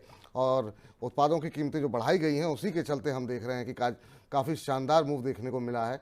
5% से ज़्यादा की तेज़ी शुरुआती कारोबारी सत्र में यहाँ पर देखने को मिल रही थी MOIL के अंदर। और अभी की अगर हम बात करें तो अभी भी हम देख रहे हैं कि शेयर में अच्छी खासी मजबूती देखने को मिल रही है, और करीब करीब 7.8% ऊपर है।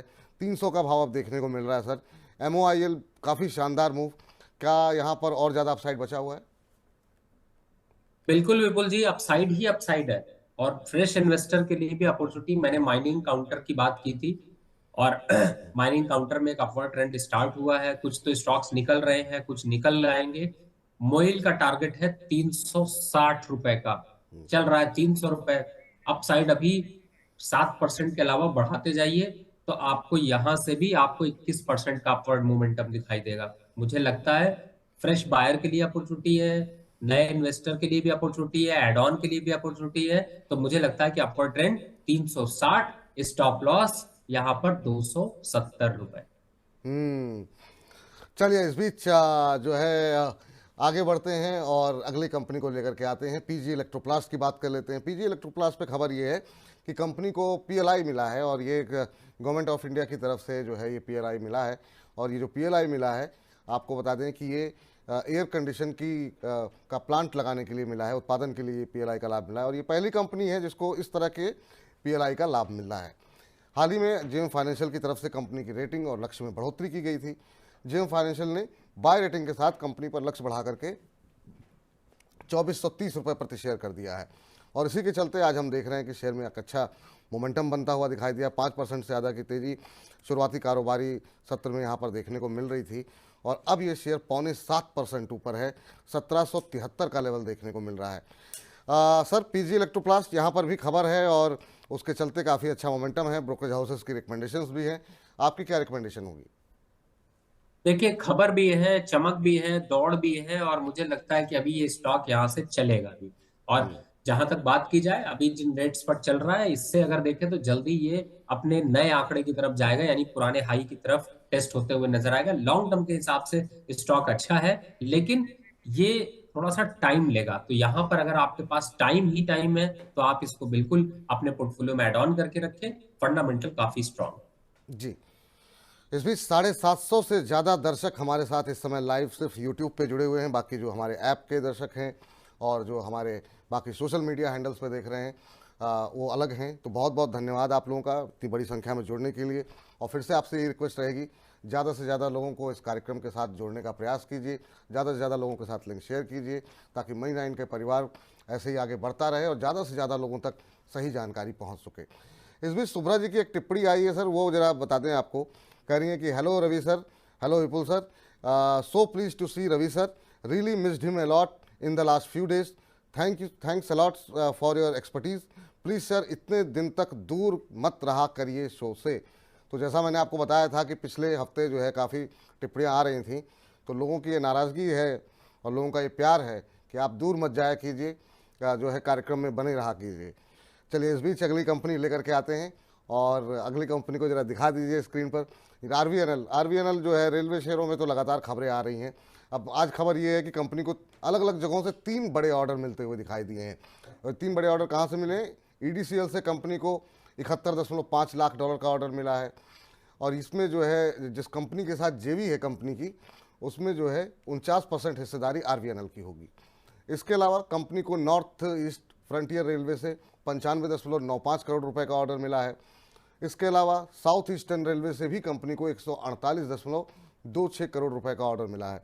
तो ये 3 बड़े ऑर्डर मिलने की वजह से आज शेयर में अच्छा मोमेंटम देखने को मिल रहा है। और आरवीएनएल पिछले कुछ दिनों में काफ़ी शानदार चला भी है।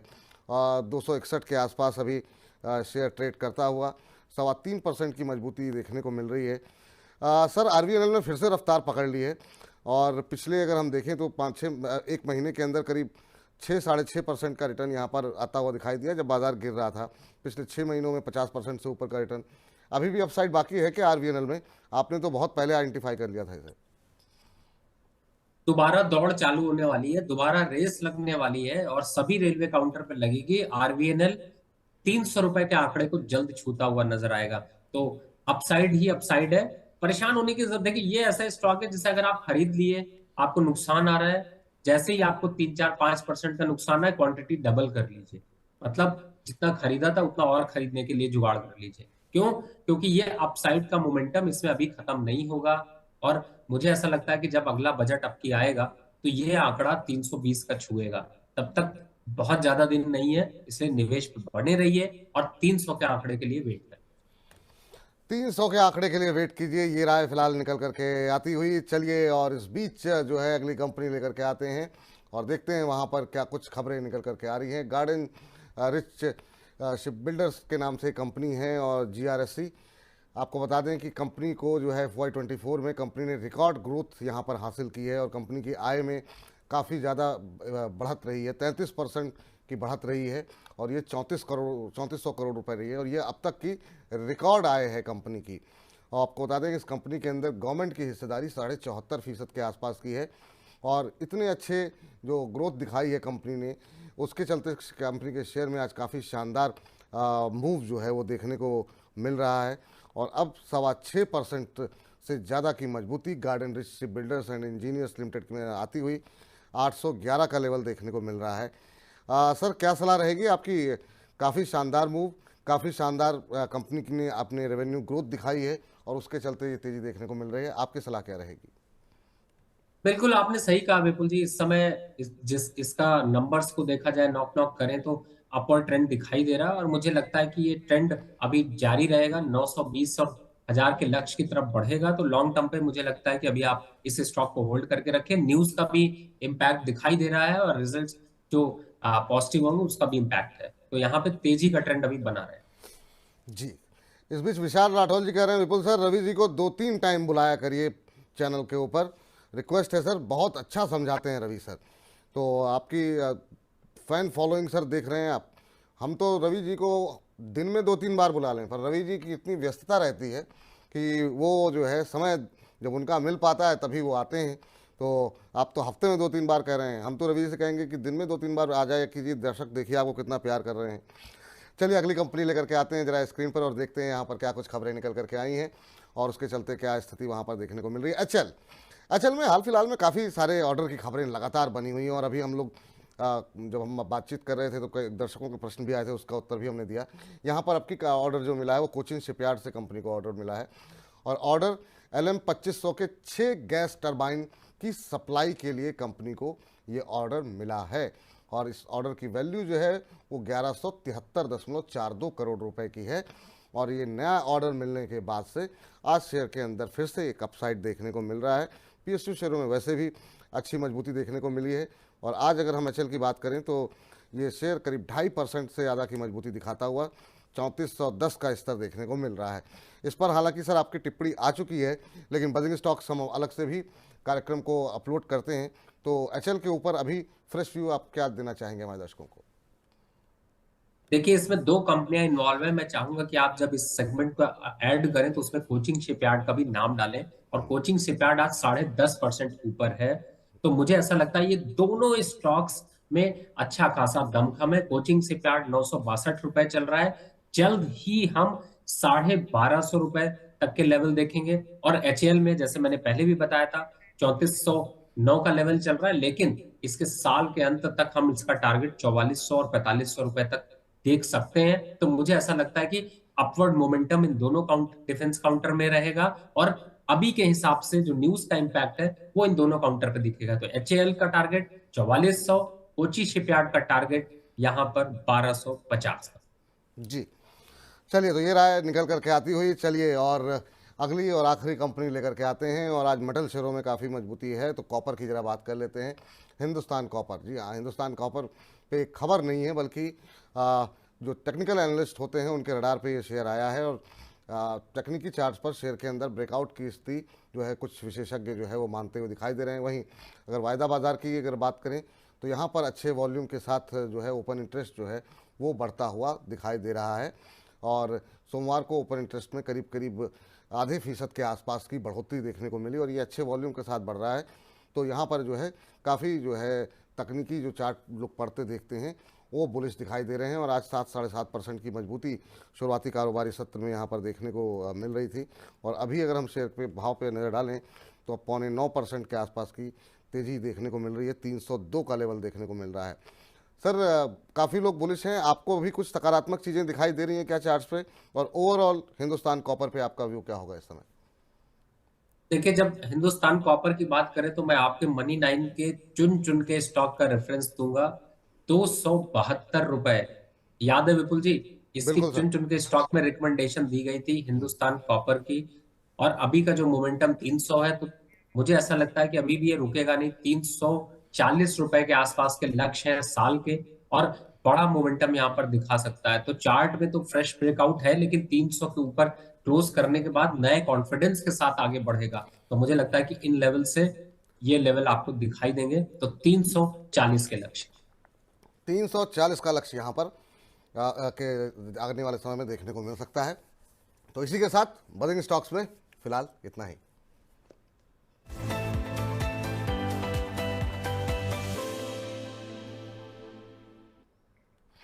चलिए अब फटाफट जो है कुछ एक दर्शकों के सवालों के जवाब लेते हैं, उसके बाद से अपने आईपीओ वाले सेगमेंट की तरफ आगे बढ़ेंगे। मंजू सिंह जी का सवाल आया। मंजू जी कह रही हैं, good afternoon to both of you sir, like your programme a lot. बहुत बहुत शुक्रिया मंजू जी इतनी अच्छी टिप्पणी के लिए। कह रहे हैं कि मैंने क्रॉम्पटन ग्रीव्स के शेयर ले रखे हैं 270 के भाव पर, इसका भविष्य क्या दिखाई दे रहा है, कृपया सलाह दें, क्या मैं इसे होल्ड कर लूँ? तो ये जानना चाह रही हैं क्रॉम्पटन ग्रीव्स के बारे में आपका व्यू सर, क्या अभी इन्हें होल्ड करना चाहिए या फिर नहीं? इस समय अगर क्रॉम्पटन ग्रीव्स को देखते हैं तो काफी अंडर परफॉर्मेंस दिखाई दे रही है। पिछले डेली चार्ट पे अगर आप देखोगे तो आप ये पाओगे कि लगभग कंटिन्यू इसने अपने हाई यानी 326 से 270 रुपए के पास तक पहुंच चुका है। एक राय यहां पर बनती है, अगर 260-61 के नीचे जाता है तो अब इस स्टॉक को छोड़ना पड़ेगा। हालांकि ये स्टॉक वैसे फंडामेंटली काफी स्ट्रांग है, लेकिन गिरावट थोड़ी बहुत तो है ही है। अब ऊपर साइड देखते हैं तो 290 के आसपास के लक्ष्य इसमें वापस आते हुए नजर आएंगे। 290 आ जाता है तो मंजू मैम दोबारा कॉल कर लीजिएगा, दोबारा मैसेज कर लीजिएगा, विपुल जी को तंग कर लीजिएगा, पूछ लीजिएगा, क्योंकि उन लेवल्स पे आने के बाद दूसरी रणनीति यहाँ पर अप्लाई करनी पड़ेगी जिससे कि आपका पैसा बढ़ सके। जी, अगले दर्शक है मलखान राजे साहब, कह रहे हैं रवि जी को नमस्ते, मेरा रवि जी का मैं बहुत बड़ा फ़ैन हूँ, प्लीज़ मेरा सवाल ज़रूर ले लीजिएगा। बिल्कुल आपका सवाल कार्यक्रम में शामिल कर लिया गया है। जीएमडीसी के बारे में जानना चाह रहे हैं, 100 शेयर इनके पास हैं और 372 रुपये पे इन्होंने खरीदे हुए हैं। और एक दो सवाल भेजे हैं, लेकिन अब एक ही सवाल अभी लेते हैं सर, बाद में फिर कभी डिस्कशन में ले आएंगे। जीएमडीसी को लेकर के 372 की इनकी खरीद है। जानना ये चाह रहे हैं कि अभी करंट लेवल पे क्या इनकी रणनीति होनी चाहिए। आज हम देख रहे हैं काफ़ी शानदार मूव पीएसयूज में देखने को मिल रहा है। जीएमडीसी 8-8.5% ऊपर 372 का लेवल देखने को मिल रहा है। सर, जितने पे लिया था उसी भाव के आसपास चल रहा है आज की रैली के आने के बाद। अभी क्या सलाह रहेगी इनके लिए? आपको बताऊं विपुल जी, इसके पीछे जब मैं आपके चुन चुन के स्टॉक सेलेक्ट कर रहा था तो जीएमडीसी आया था, लेकिन सेम जो आपने बोला कि 7% ऊपर होने के बाद मैंने सोचा यार आज नहीं देते, किसी और दिन देंगे और शायद थोड़ी कंसोलिडेशन हो जाए। फिलहाल टारगेट की बात कर ही लेते हैं जब मौका मिला है। 480 के लक्ष्य के लिए यहाँ पर मौका है, कोई परेशानी नहीं है, स्टॉक बहुत अच्छा है। गिरने के संकेत अब यहाँ पर खत्म होते हुए नजर आ रहे हैं, तो तेज मोमेंटम होता है तो वापस 480 के लक्ष्य के लिए बने रहिए। कोई जल्दबाजी मत करिए, 100 रुपए ऊपर ही सौदा काटिएगा। 100 रुपये ऊपर जो है सौदा काटिएगा, ये आपके लिए सलाह है। अरुण कुमार जी कह रहे हैं सर 1 महीने से ट्राई कर रहा हूं, आज मेरा सवाल ले लीजिए। बिल्कुल आपका सवाल कार्यक्रम में शामिल कर लिया जा रहा है सर। 900 शेयर इन्होंने ले रखे हैं जीएसएफसी के और इनकी खरीद का भाव है 310 रुपये। अब ये जानना चाह रहे हैं कि मौजूदा भाव पे क्या स्ट्रेटजी होनी चाहिए। अभी अगर हम जीएसएफसी के शेयर पे नहीं डालें तो यहाँ पर भी काफ़ी शानदार रैली है, सभी पीएसयूज भागे हुए हैं। 8.25% ऊपर जीएसएफसी का शेयर इस समय 212 का लेवल देखने को मिल रहा है। क्या सजेस्ट करेंगे सर, इनको क्या करना चाहिए अरुण जी को? किस लेवल पर ले रखा है विपुल जी? इनकी खरीद का जो भाव है वो 310 रुपए का है सर। ट्रेन बदलने की जरूरत है, अब इस स्टॉक में कोई खास मोमेंटम नहीं है। यहाँ पर आज जो पुल बैक आया है 220 के आसपास आता है, एग्जिट कर लीजिए। चुन चुन के स्टॉक का बस सेगमेंट का वेट करिए, उस पर चर्चा करेंगे। उन स्टॉक्स में मूव कर जाइए, इस स्टॉक से आप दूरी बना लीजिए। बहुत ज्यादा लंबा चलने के चांसेस नहीं है और इससे ज्यादा तेजी से कौन दौड़ सकता है उस पे यहाँ पर बेट करते हैं, जिससे कि हमें जल्दी से जल्दी मौका मिल सके। तो फिलहाल यहाँ पर आपको एक बार जीएसएफसी से दूरी बनानी है। जी, चलिए एक लास्ट सवाल और ले लेते हैं, उसके बाद आगे बढ़ते हैं। पैरा केबल को लेकर के एक सवाल आया है एकलव्य जी का। काफ़ी देर से अपना प्रश्न ये पूछ रहे हैं, कह रहे हैं 200 शेयर हैं पैरा केबल के और इन्होंने 72 रुपीज़ पे लिया हुआ है और कह रहे हैं कि मुझे बहुत अच्छा लगता है, love to watch Ravi sir. 1 महीने हो गया है, अब तक मेरा सवाल नहीं लिया गया है। तो एकलव्य जी, आप बिल्कुल अपना निशाना आपका सही बैठा है और आपका प्रश्न आज जो है कार्यक्रम में शामिल हो रहा है। पैरा केबल के ऊपर क्या राय रहेगी? 72 पे लिया है सर इन्होंने। तुरंत एग्जिट हो जाइए, अब ऑप्शन आपके पास बहुत ढेर सारे हैं। 40 रुपए से लेके 50 रुपए, 70 रुपए के बीच में मैंने बहुत से स्टॉक डिस्कस किए हैं, उनको ले लीजिए। लेकिन इस स्टॉक से दूरी बना लीजिए, बुक कर लीजिए इमीडिएटली। तो कोई बात नहीं, लॉस या प्रॉफिट बात की बात है। पहला कौन सा स्टॉक लेना है, अभी जो चर्चा चुन चुन के स्टॉक में होगी उसमें ले सकते हैं, नहीं तो मैंने पीएसयूज के बहुत से बैंक रिकमेंड किए, आप उनमें जाके देखिए, जो कि 40-45 से लेकर 60-70 रुपए के बीच में है। नाम मैं चुन चुन में लूंगा इसलिए मैंने नहीं लिया है, तो वहां पर आप बने रहिए, वहां पे आप शिफ्ट हो जाइए, इससे दूरी बनाइए। जब तक काट लीजिए, खरीदने का मौके का शेयर देख लीजिए। ठीक, तो ये राय यहाँ पर निकल करके आ रही है और अब रुख करते हैं हमारे खास सेगमेंट वाह क्या आईपीओ है का। वाह क्या आईपीओ है। वाह क्या आईपीओ है हमारी खास पेशकश, जिसमें हम प्राइमरी मार्केट से जुड़ी हर छोटी बड़ी खबर का विश्लेषण करते हैं। और ये हफ्ता काफ़ी महत्वपूर्ण है क्योंकि एक बड़ा आईपीओ खोल रहा है। क्या वहाँ पर रणनीति होनी चाहिए, इस पर ही बातचीत करेंगे। लेकिन शुक्रवार को जो आईपीओ बंद हुआ है वहाँ पर क्या नंबर्स कह रहे हैं, क्या आंकड़े कह रहे हैं, वो जरा हम अपने सहयोगी हर रोज़ की तरह शौर्य हमारे साथ जुड़ चुके हैं, उनसे पहले बातचीत कर लेते हैं। शौर्य बताइए कैसा रिस्पॉन्स मिला, क्या स्थिति देखने को मिली है? जी, एसआरएम कॉन्ट्रैक्टर्स फ्राइडे को बंद हुआ था और एक काफ़ी अच्छा रिस्पांस देखने को नजर आया। जो हमने हाल ही में देखा था आईपीओ में इतना अच्छा रिस्पांस नहीं दिख रहा था, इसमें थोड़ा चेंज नजर आया है। टोटल 86.57 टाइम्स सब्सक्राइब हुआ है। रिटेल का सब्सक्रिप्शन 47 टाइम्स के आसपास, क्यूआईबी का सब्सक्रिप्शन लगभग 60 टाइम्स और हाई नेटवर्थ इंडिविजुअल्स का सब्सक्रिप्शन 215 टाइम्स के आसपास सब्सक्राइब होता हुआ नजर आ रहा है। और अभी ग्रे मार्केट में नजर डालें तो 210 रुपीज़ के ऊपर कंपनी को 125 रुपीज़ का प्रीमियम मिल रहा है। परसेंटेज टर्म में अराउंड 60% का प्रीमियम अभी ग्रे मार्केट में कमांड कर रहा है। ग्रे मार्केट में 60% का प्रीमियम यहाँ पर मिलता हुआ दिखाई दे रहा है। रवि जी से पूछते हैं, रवि सर क्या ये मान के चलें जो सूखा देखने को मिल रहा था और जो लोगों का एक तरीके से भरोसा आईपीओ बाजार पे था, जो थोड़ा हिलने लगा क्योंकि बैक टू बैक 3-4 आईपीओ की लिस्टिंग जो है वो थोड़ी सुस्त देखने को मिली। एसआरएम कॉन्ट्रैक्ट को लेकर के जिनको भी अलॉटमेंट मिलता है उन्हें क्या करना चाहिए? देखिए, वैसे देखा जाए तो ये स्टॉक लॉन्ग टर्म के लिए भी अच्छा है, क्योंकि रोड कंस्ट्रक्शन में है, टनल, और खास तौर से जम्मू कश्मीर और लद्दाख की यूनियन टेरिटरी में काफी अच्छा वर्क है। तो ओवरऑल देखा जाए तो स्टॉक अच्छा है, लिस्टिंग अच्छी होगी। लेकिन फिर भी आईपीओ के जो हालचाल हैं उसमें अगर जाते हैं तो मुझे लगता है कि 50% मुनाफा बुक करना चाहिए। 50% का मतलब है कि जो इनिशियल कैपिटल लगा है वो निकाल लीजिए, बाकी स्टॉक को चलने दीजिए। लॉन्ग टर्म के हिसाब से भी अच्छा है, और मुझे ऐसा लगता है कि आगे इसमें अच्छा मौका मिलेगा निवेश करने का भी, तो दोबारा भी एंट्री करने का मौका मिलेगा। लेकिन एक बार प्रॉफिट लॉक हो जाता है ना, तो अपने को कॉन्फिडेंस बढ़ जाता है, तो फिर ज्यादा अच्छा होता है। तो वैसे इसमें इस बार मिलने के चांसेस हैं कि आपको अच्छा प्रॉफिट मिलना चाहिए, और जो अभी तक निगेटिविटी देखने को मिल रही थी आईपीओ मार्केट की, वो ये दूर करता हुआ नजर आया। जी चलिए, तो जो एक उदासी थी उसको दूर करता हुआ ये दिखाई दे सकता है और लिस्टिंग यहाँ पर अच्छी होती हुई दिखाई दे सकती है। लेकिन इंतज़ार जो है वो काफ़ी तेज़ी के साथ भारती का है, भारती हेक्साकॉम का, और इसको लेकर के किस तरह की क्यूरोसिटी देखने को मिल रही है, क्या कुछ एनालिस्ट और ब्रोकर्स कह रहे हैं? आपकी किसी से बात हुई शौर्य? जब एनालिस्ट और ब्रोकर से बात तो नहीं हुई है, वो जब खुलेगा वेडनेसडे को तब बताते हैं। इतने आपको टीजर के रूप में बेसिक डिटेल्स दे देते हैं कि आईपीओ कैसा है। आईपीओ में नजर डालें तो 3 अप्रैल से लेकर 5 अप्रैल तक खुलेगा। प्राइस बैंड है 542 से लेकर 570 रुपीज पर शेयर का।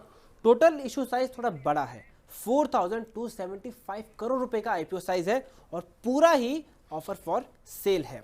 अब इसमें ग्रे मार्केट में देखें तो अभी 570 रुपीज के ऊपर कंपनी को 40 रुपए का प्रीमियम मिल रहा है। अभी थोड़ा टाइम है, लेकिन अभी के हिसाब से 7% का प्रीमियम कंपनी कमांड कर रही है। चलिए, तो ये स्थिति है, ओएफएस है पूरा का पूरा, और अभी से जो है हम देख रहे हैं कि ग्रे मार्केट के अंदर प्रीमियम जो है वो बनता हुआ दिखाई दे रहा है। हालांकि जब परसों ये खुलेगा तो और ज़्यादा डिटेल में और विस्तार में हम इस पर बातचीत करेंगे। लेकिन फिर भी रवि जी से जो थोड़ा सा विश्लेषण ले लेते हैं, ताकि एक रफ आइडिया आपको मिल जाए कि आपको इसके लिए पैसे बचाने हैं कि नहीं। क्योंकि आज आप सबकी तनख्वाह 1 तारीख है, तो आज 1 तारीख की सैलरी आ गई होगी, तो आईपीओ में लगाने के लिए मुझे लगता है आप तैयारी कर सकते हैं। रवि सर, कैसा लग रहा है? आपने आपकी नज़र पड़ी सर इस पर? क्या लग रहा है कि नाम बड़े दर्शन छोटे तो नहीं होगा? क्या प्रीमियम मिलेगा कि नहीं मिलेगा? बहुत सारे सवाल हमारे पास अभी से आने लगे दर्शकों के। मेहनत करने की जरूरत ही नहीं है, सिंपल एक आंसर है। लेकिन फिर भी चलिए डिटेल समझा देते हैं। बोरोइंग बहुत ज्यादा है, स्टॉक्स में दम नहीं है, टेलीकॉम इंडस्ट्री इतना प्रॉफिट दिया नहीं है, और आप ये सोशल मीडिया के, यूट्यूब के रील के चक्कर में मत पड़िए, इसमें इन्वेस्टमेंट करने से बचिए। अभी फिलहाल इस आईपीओ में कोई दम दिखाई नहीं दे रहा, जितनी भी है वो इल्यूजन ज्यादा दिखाई दे रहे हैं। मैं पूरी तरह से इसको अवॉइड करने की राय दूंगा। सोचिए मत, 570 रुपए बहुत हायर प्राइस है। और सबसे बड़ी बात, एक बार को अगर लगता है कि मैं जो बातें कर रहा हूं बहुत से लोगों को कड़वी लग रही होंगी, क्योंकि मैनेजमेंट और लोगों का व्यू ऐसा बन जाता है, नंबर्स देखिए तो आपको लगेगा कि अवॉइड करना ही ज्यादा अच्छा है। पहला 31 मार्च 2021 लॉस का रहा, उसके बाद इन्होंने अब तक प्रॉफिट में देखे तो 281 करोड़ का प्रॉफिट बनाया है। लेकिन टोटल बोरोइंग 6,000 करोड़ से बढ़कर 6,253 करोड़ हो गई है। तो मुझे ऐसा लगता नहीं है कि इस स्टॉक में कुछ दम खम है, सिर्फ हवाइयों से बचना चाहिए। मुझे लगता है कि बहुत मौके मिलेंगे जिनमें आप निवेश कर सकते हैं। ठीक, तो ये बात फिलहाल निकल करके आती हुई, और इस बीच किशन जी कह रहे हैं, रवि जी आप मुझे भुला नहीं देना, जमाना ख़राब है, आपका होना बहुत मोटिवेट करता है। तो रवि जी, अलग अलग तरह की टिप्पणियाँ, प्रतिक्रियाएं लगातार जो सिलसिला बना हुआ है, हम तो माध्यम हैं आपके और दर्शकों के बीच, ताकि उनका संदेश आप तक पहुंचा सके। तो धन्यवाद किशन जी इतनी अच्छी बातें लिखने के लिए। अब जरा एसएमई क्षेत्र पर नजर डाल लेते हैं कि एसएमई क्षेत्र में क्या एक्शन हो रहा है। सॉरी, बताइए जी। एसएमई क्षेत्र में एक्शन तो बहुत ज़्यादा है, लेकिन कॉन्स्टेंट की वजह से उन आईपीओ को देखते हैं जिनमें ग्रे मार्केट में काफ़ी अच्छा रिस्पांस मिल रहा है। तो उसमें 3 ऐसी कंपनियां हैं। पहली है TAC InfoSec, total 56 times already subscribe हो चुका है, और ग्रे मार्केट में कंपनी को 106 रुपीज़ के ऊपर 120 रुपीज़ का प्रीमियम मिल रहा है, यानी 113% का प्रीमियम। दूसरी कंपनी है रेडियो वाला टोटल 33 टाइम्स ज़्यादा सब्सक्राइब हो चुका है लेटेस्ट आंकड़ों के हिसाब से, और कंपनी को ग्रे मार्केट में 76 रुपीज़ के ऊपर 43 रुपीज़ का प्रीमियम मिल रहा है, जो इसे 57% के आसपास प्रीमियम दिखा रहे हैं। तीसरी कंपनी है क्रिएटिव ग्राफिक्स सॉल्यूशंस अभी सिर्फ 2.76 टाइम्स भरा है, लेकिन ग्रे मार्केट में 85 रुपीज़ के प्राइस पर कंपनी को 52 रुपीज़ का प्रीमियम मिल रहा है, यानी 60% से भी ज़्यादा का प्रीमियम। जी, तो सर ये 3 आईपीओ जो हैं एसएमई क्षेत्र से जुड़े हुए, इनमें से किसी पर आपकी नज़र गई क्या? क्या कोई आपको ठीक लग रहा है या आप तीनों को अवॉइड करने की सलाह रहेगी? आपकी राय क्या होगी सर आईपीओ बाजार को लेकर के, खासतौर से एसएमई क्षेत्र के? देखिए, मुझे तो एक चीज समझ नहीं आती है कि ये शौर इतने कायदे से कैसे बोल पाता है। आजकल के एसएमई आईपीओ में इतने टंग ट्विस्टर हैं कि मुझे बोलने में भी कई बार बड़ी तकलीफ होती है। लेकिन फिलहाल अभी मैं यही कहूंगा कि देखिए, क्रिएटिव ग्राफिक सोल्यूशन को छोड़ के आप बाकी दोनों में ध्यान रखिए, और मुझे ऐसा लगता है कि वो अच्छे सब्सक्रिप्शन यहाँ पर देंगे और अच्छा आपको रिटर्न मिल सकता है। बाकी क्रिएटिव से थोड़ी सी दूरी बनाना, क्रिएटिव से दूरी बनाइए, दो में आप जो है निवेश कर सकते हैं। ये राय फिलहाल निकल करके आती हुई। और आपने कहा सर कि ये कैसे शौर्य बोल लेते हैं, तो शौर्य का ज़्यादातर समय जो है वो ग्राफिक्स बनाने में नहीं जाता है, वो रात भर जो प्रैक्टिस करते हैं कि नाम कैसे बोलना है उसमें ज़्यादा समय इनका जाता है। इसी वजह से इतने परफेक्शन के साथ यहाँ पर वो डिलीवरी कर पाते हैं। तो बड़ी मेहनत करते हैं शौर्य, बहुत बहुत शुक्रिया, बहुत बहुत धन्यवाद। और ऐसे ही आप तमाम टंग ट्विस्टर को बोलते रहिए और हमारे दर्शकों को भी अभ्यास कराते रहिए। और इसी वजह से मैं नाम लेता ही नहीं हूँ, मैं तो सीधे एसएमई क्षेत्र में क्या है बता दीजिए आप, तो मतलब ताकि मुझे इस तरह का कष्ट ना लेना पड़े। बहुत बहुत शुक्रिया, बहुत बहुत धन्यवाद आपका इस टिप्पणी से चर्चा में शामिल होने के लिए। तो फिलहाल वाह के आईपीओ है में इतना ही।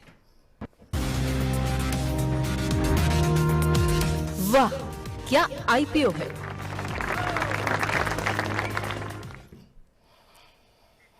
चलिए एक और जो है कुछ एक और दर्शकों के फटाफट प्रश्न लेते हैं और उसके बाद से हमारे दो खास सेगमेंट हैं। अभी खास तौर से दूध की कीमतों में इजाफा देखने को मिल रहा है, उससे कौन से शेयर प्रभावित होंगे, क्या है पूरी खबर, विवेक हमारे साथ जुड़ेंगे और आखिर में चुन चुन के सेगमेंट तो होगा ही। लेकिन इस बीच मोहम्मद शाहनवाज साहब का प्रश्न जरा ले लेते हैं और इशिका जी का सवाल ले लेते हैं। मोहम्मद शाहनवाज साहब जानना चाह रहे हैं कि पीएफसी के ऊपर इनका प्रश्न है सर, और कह रहे हैं कि पीएफसी और पावर ग्रिड में क्या फ्रेश एंट्री की जा सकती है या नहीं। मोहम्मद शाहनवाज साहब को क्या उत्तर देना चाहेंगे सर आप? देखिए, बिल्कुल पीएफसी में एंट्री बनती है और पीटीसी में भी एंट्री बनती है। 403 रुपए इस समय पीएफसी चल रहा है, थोड़ा आज बढ़ा जरूर है, अगर थोड़ा डिप मिलता तो बहुत अच्छा था, लेकिन फिर भी अपसाइड मोमेंटम में 435 रुपए का लक्ष्य यहाँ पर देखने को मिल सकता है। तो मुझे लगता है फ्रेश एंट्री करना है तो बिल्कुल किया जा सकता है, फ्रेश एंट्री बिल्कुल की जा सकती है। इशिका जी जानना चाह रही हैं क्यूपिड के बारे में सर कुछ बता दीजिए, और आपसे जानना चाह रही हैं इशिका जी के लिए क्या उत्तर देना चाहेंगे सर आप? देखिए, फिलहाल मुझे ये समझ नहीं आ रहा है बाय करने का इनका मन है या फिर इन्होंने बाय किया हुआ है। मुझे लगता है कि थोड़ा सा हम तमाम दर्शकों से भी निवेदन करेंगे कि आप इतनी मेहनत से संदेश भेजते हैं यहाँ तक, तो अगर थोड़ा सा और मेहनत करके अगर सवाल कंप्लीट करके भेजेंगे तो आसानी होगी रवि जी को उत्तर देने में। पर इन जनरल मेरे ख्याल से शायद इन्होंने खरीदा होगा या खरीदना चाह रही होंगी। इन जनरल कैसा लग रहा है क्यूपिड आपको सर? देखिए, थोड़ा सा यहाँ पर कंसोलिडेट कर रहा है, मुझे ऐसा लगता है कि इससे ज्यादा अच्छे स्टॉक्स यहाँ पर मोमेंटम में है। तो अगर आपके पास है और अगर आप प्रॉफिट में है तो एक बार प्रॉफिट बुक कर लीजिए, और अगर आप लॉस में हैं तो मेरे हिसाब से आपको मैं दूसरा शेयर बता देता हूँ जो अभी चुन चुन के स्टॉक में चर्चा होगी, उनमें किसी को ट्रेंड पकड़ लीजिए, आप जल्दी प्रॉफिट में भी बढ़ जाए। ठीक, ज्योति रंजन राठ जी के नाम से इन्होंने अपनी आईडी बनाई हुई है। सर आपने जो भी प्रश्न भेजा है ना, एनटीपीसी, ओएनजीसी, बीईएल, इन तीनों पे जो है हमने काफ़ी अच्छे से कार्यक्रम में चर्चा की है। तो एक बार कार्यक्रम समाप्त होने के बाद अगर आप पीछे जाएंगे तो आपको आपके प्रश्न का उत्तर मिल जाएगा। इस बीच जो है अगले दर्शक का प्रश्न ले लेते हैं और एसके जी कह रहे हैं राम राम विपुल सर और रवि सर। विपुल जी से रिक्वेस्ट है रवि सर को मनी9 पर डेली लेकर के आइए। देख रहे हैं सर दबाव हमारे ऊपर बढ़ता जा रहा है आपको लेकर के, तो अलग अलग टिप्पणियाँ आ रही हैं। अमित बुद्धिराजा जी जियो फाइनेंशियल के बारे में जानना चाह रहे हैं कि जियो फाइनेंशियल क्या अभी खरीदारी करने के लिए ठीक रहेगा? देखिए, 348-45 के पास चल रहा है, मुझे ऐसा लगता है 380 का लक्ष्य आप लोग को बार बार मैं देता रहता हूँ। खरीदने के लिए 320 और 330 के लेवल दिए थे। करंट लेवल पर अगर खरीदारी करने की सोच रहे हैं तो थोड़ा रुक जाइए, कोई बात नहीं, और अदर स्टॉक्स यहाँ पर ज्यादा अच्छे हैं। लेकिन हाँ, अगर आपके पास है तो 380 के लक्ष्य के लिए होल्ड करिए। नई एंट्री 320 और 30 के बीच में करेंगे, 35 तक भी कर लेंगे तो भी अच्छा है, बाकी ऊपर करेंगे तो थोड़ा रिस्क रिवॉर्ड रेशियो बेहतर नहीं है। तो मुझे लगता है आप अभी फिलहाल फ्रेश एंट्री करने से बचे। फ्रेश एंट्री करने से बचें। शिल्पी कुमारी जी का सवाल है, एनएचपीसी रीडा कितना तक जाएगा? मैम, इस पर डिस्कशन हो चुका है, कार्यक्रम एक बार फिर से आप देखेंगे, आपको आपके प्रश्न का उत्तर मिलेगा। अलका मलिक जी कह रही हैं ग्रीव्स कॉटन के बारे में बता दीजिए, 100 शेयर ले रखे हैं 164 के भाव पे। अलका जी को क्या सलाह देंगे सर? अभी मैंने ग्रीव्स कॉटन का ही बताया था, अगर आपको याद हो बिल्कुल। बिल्कुल जी। मुझे लगता है कि अभी मैंने बताया था कि उससे ट्रेन से अब छूटना पड़ेगा। अगर थोड़ा लंबा रखती है तो भी आपको पुल बैक पे एक बार को निकलना है। मुझे लगता है निकल जाइए। चुन चुन के स्टॉक की बारी आ रही है, जिसमें हम 4 स्टॉक्स आज देने वाले हैं, उनमें ट्रेन शिफ्ट कर लीजिए। ठीक है, तो ये राय यहाँ पर निकल करके आती हुई, लेकिन इस बीच बाजार में काफ़ी सकारात्मक माहौल है और बाजार में जो ऊर्जा आती है वो, जैसे मनुष्य को ऊर्जा मिलती है दूध से, और उन्हीं कुछ दूध वाले शेयरों पर जरा आज बातचीत कर लेते हैं, क्योंकि दूध की कीमतें जो है वो बढ़ती हुई दिखाई दे रही हैं। क्या है पूरा मामला, किन शेयरों पर इसका सीधा असर होगा, इसके लिए हमारे साथ जुड़ चुके हैं मेरे सहयोगी विवेक मित्तल। विवेक हर रोज कुछ अच्छी रिसर्च लेकर के आते हैं और बताते हैं कि उसका आने वाले समय पे इन शेयरों पे क्या असर होगा। विवेक, क्या कुछ रिपोर्ट कह रही है और क्या कुछ आंकड़े आपके पास हैं? शुक्रिया विपुल जी, और नमस्कार रवि भाई। आपको इस स्क्रीन पर देखकर काफ़ी अच्छा लग रहा है। साथ ही अगर देखें तो दूध महंगा हो सकता है, इस तरह के कुछ इंडिकेशन मिल रहे हैं। अगर हम देखें तो मार्च में होलसेल जो दूध की कीमतें हैं उसमें बढ़ोतरी होनी शुरू हो गई है। पिछले अगर एक साल में देखें तो रिटेल में दूध की कीमतें कंपनीज ने नहीं बढ़ाई हैं, तो अब वो कीमतें बढ़ा सकती हैं, ऐसा उन पर प्रेशर भी आने लगा है। क्योंकि अगर देखें तो ग्लोबली स्किम मिल्क प्राइसेस भी मार्च में करीब 4.25% बढ़ी और फरवरी में करीब 8.5%। तो ग्लोबली भी प्राइसेस बढ़ रही हैं। अगर हम देखें तो रीजन वाइज होलसेल मिल्क की प्राइसेस इंडिया में किस तरह से पैन आउट हो रही हैं मार्च महीने में, उसको देख लेते हैं। दक्षिण भारत में करीब 5.9% का जंप देखने के लिए मिला, वहीं उत्तर भारत में करीब 2.5% का उछाल, साथ ही पूर्वी भारत में करीब 5% और पैन इंडिया बेसिस पर करीब 4.25% दूध की कीमतें बढ़ी हैं होलसेल सेगमेंट में। अगर ये प्रोक्योरमेंट कीमत बढ़ती जाती है तो डेफिनेट सी बात है कि जो दूध की कंपनियां होंगी वो प्राइस बढ़ाती हुई दिखेंगी। हालांकि आईसीआईसीआई सिक्योरिटीज़ की इस पर रिपोर्ट है, उनका कहना है कि ग्लोबल सप्लाई अभी भी स्थिर है, ये एक अच्छी बात है, जिसकी वजह से दूध कंपनियों पर अभी इमीडिएट प्राइस बढ़ाने का प्रेशर नहीं होगा, वो कुछ महीने इससे टाल भी सकती हैं। साथ ही अगर देखें तो इन आईसीआईसीआई सिक्योरिटीज़ का ये भी मानना है कि फर्स्ट हाफ ऑफ FY25 यानी कि अप्रैल 2024 से लेकर सितंबर 2024 तक कंपनीज के मार्जिन्स भी बढ़ सकते हैं, क्योंकि उसका कारण है कि स्किम मिल्क की जो इन्वेंट्री है इंडियन कंपनीज पर काफ़ी ज़्यादा है, जिसकी वजह से वो बढ़ते हुए प्राइस का फ़ायदा उठाएंगी। साथ ही जो कैटल फीड कीमतें हैं उनकी भी कीमतें स्थिर हैं, जिसकी वजह से उनके मार्जिन्स बढ़ सकते हैं। तो उनका आईसीआईसीआई सिक्योरिटीज़ का मानना है कि 3 काउंटर्स जिन पर उन्होंने कवरेज अपनी कार रखी है, उसमें हेरिटेज फूड्स जिस पर उनकी बाय की कवरेज है, साथ ही डुडला डेयरी इसमें उनकी ऐड करने की सलाह है, और साथ ही हेडसन एग्रो को होल्ड करने की सलाह है। तो ये 3 कंपनियां उनकी आईसीआईसीआई सिक्योरिटीज़ की तरफ से। चलिए, तो ये हेरिटेज फूड्स पे खरीदारी करने की सलाह निकल करके आ रही है, डोडला डेयरी को ऐड करने की सलाह निकल करके आ रही है, और हडसन एग्रो अगर आपके पास है तो उसको होल्ड करने की सलाह यहाँ पर निकल करके आती हुई। सर, ये दूध से जुड़ी हुई कंपनियां हैं जिसके बारे में अभी जिक्र विवेक कर रहे थे, आप इस क्षेत्र को कैसे देख रहे हैं, और आईसीआईसीआई की जो रिपोर्ट आई है उससे आप कितनी सहमत हैं? पहले तो धन्यवाद विवेक जी। और विवेक जी वो आप मनी 9 मुझे लग रहा है पूरा वर्क कर रहा है, डायमंड जितने भी मार्केट में है उन सभी को उठा के लेके आ रहे हैं आप स्क्रीन पे, और सबसे कीमती हीरा तो आप हैं सर, है ना? तो अब हम लोग तो आगे पीछे हैं, ठीक है, तो सबसे जब कीमती हीरा जो है वो मनी 9 पे मौजूद है तो बाकी लोगों की चमक तो ठीक है। जी सर, आगे बढ़िए। लेकिन मैं इतना समझता हूँ, क्योंकि देखिए विपुल जी, संदीप ग्रोवर जी और विवेक मित्तल जी, मतलब ये लोग, जब आप लोग रिसर्च करके कोई सब्जेक्ट की बात करते हैं तो उसका एक अलग ही महत्व होता है। अभी तक किसी का ध्यान शायद इस पे नहीं जाता, लेकिन आज के बाद लोग वापस डेयरी स्टॉक्स को देखेंगे। और आपको एक सच्चाई बताऊं, मैं कल ही आइसक्रीम खाने के लिए जब खरीद रहा था तो मैंने उससे पहला क्वेश्चन यही पूछा, क्या आइसक्रीम महंगी हो गई है? पहले तो ये क्वांटिटी का रेट ये आता था, तो वो कहने लगा नहीं अब सर ये रेट आने लगा। तो कल ही दिमाग में थॉट आया, और देखिए विवेक जी ने पकड़ा भी दिया, और मैं तो बड़ा सरप्राइज हूँ कि मन की बात कैसे समझ लेते हैं। और वैसे भी विवेक जी काफी अच्छे, मैं इसलिए बोल रहा हूँ क्योंकि उनकी रिसर्च मैं बहुत फॉलो करता हूँ, बहुत बढ़िया रिसर्च होती है। और बिल्कुल सही कहा आपने इन स्टॉक्स में अब आप डेयरी के स्टॉक्स, आप सिर्फ इसको मत देखिए, मैंने आपको जो जिक्र किया जिसमें आपके डेयरी के प्रोडक्ट्स हैं, चॉकलेट्स हैं, या फिर ये कहें कि आइसक्रीम्स जिनके वादीलाल, और इन सभी के स्टॉक्स में एक अच्छा खासा मोमेंटम दिखाई देगा। और ये आपको रिसर्च का इंपैक्ट आने वाले 6 महीने में बहुत जबरदस्त देखने को मिलेगा। और मुझे तो ऐसा लगता है कि जून और जुलाई तक ये इंपैक्ट बहुत तेजी से बढ़ जाएगा। तो कहीं ना कहीं से ये सारे जो स्टॉक्स हैं इन पे आप ध्यान रखिए, पोर्टफोलियो में एडिशन शुरू करिए और बहुत अच्छे अग्रेसिव रिटर्न्स यहाँ पर मिल सकते हैं। जी चलिए, इस बीच तो ये राय यहाँ पर निकल करके आती हुई है और नज़रें बना करके रखिए यहाँ पर। बहुत बहुत शुक्रिया, बहुत बहुत धन्यवाद विवेक, ये तमाम महत्वपूर्ण जानकारी हमारे दर्शकों तक पहुँचाने के लिए। और नज़रें हमारी यहाँ रहेंगी इन शेयरों के ऊपर कि वहाँ पर किस तरह की हलचल देखने को मिलती है। बहुत बहुत शुक्रिया आपका। Thank you. चलिए, तो अब बिल्कुल कार्यक्रम के अंतिम हिस्से का रुख करते हैं, लेकिन सबसे महत्वपूर्ण हिस्सा हमारा यही होता है, क्योंकि जो बड़ी संख्या में आप लोग पूछते हैं ना कि कहाँ पर इस समय निवेश किया जाए, कहाँ पैसे लगाए जाएं, तो इसी सेगमेंट से आपको जानकारी मिलती है। तो रुख करते हैं हमारे खास सेगमेंट चुन चुन के का।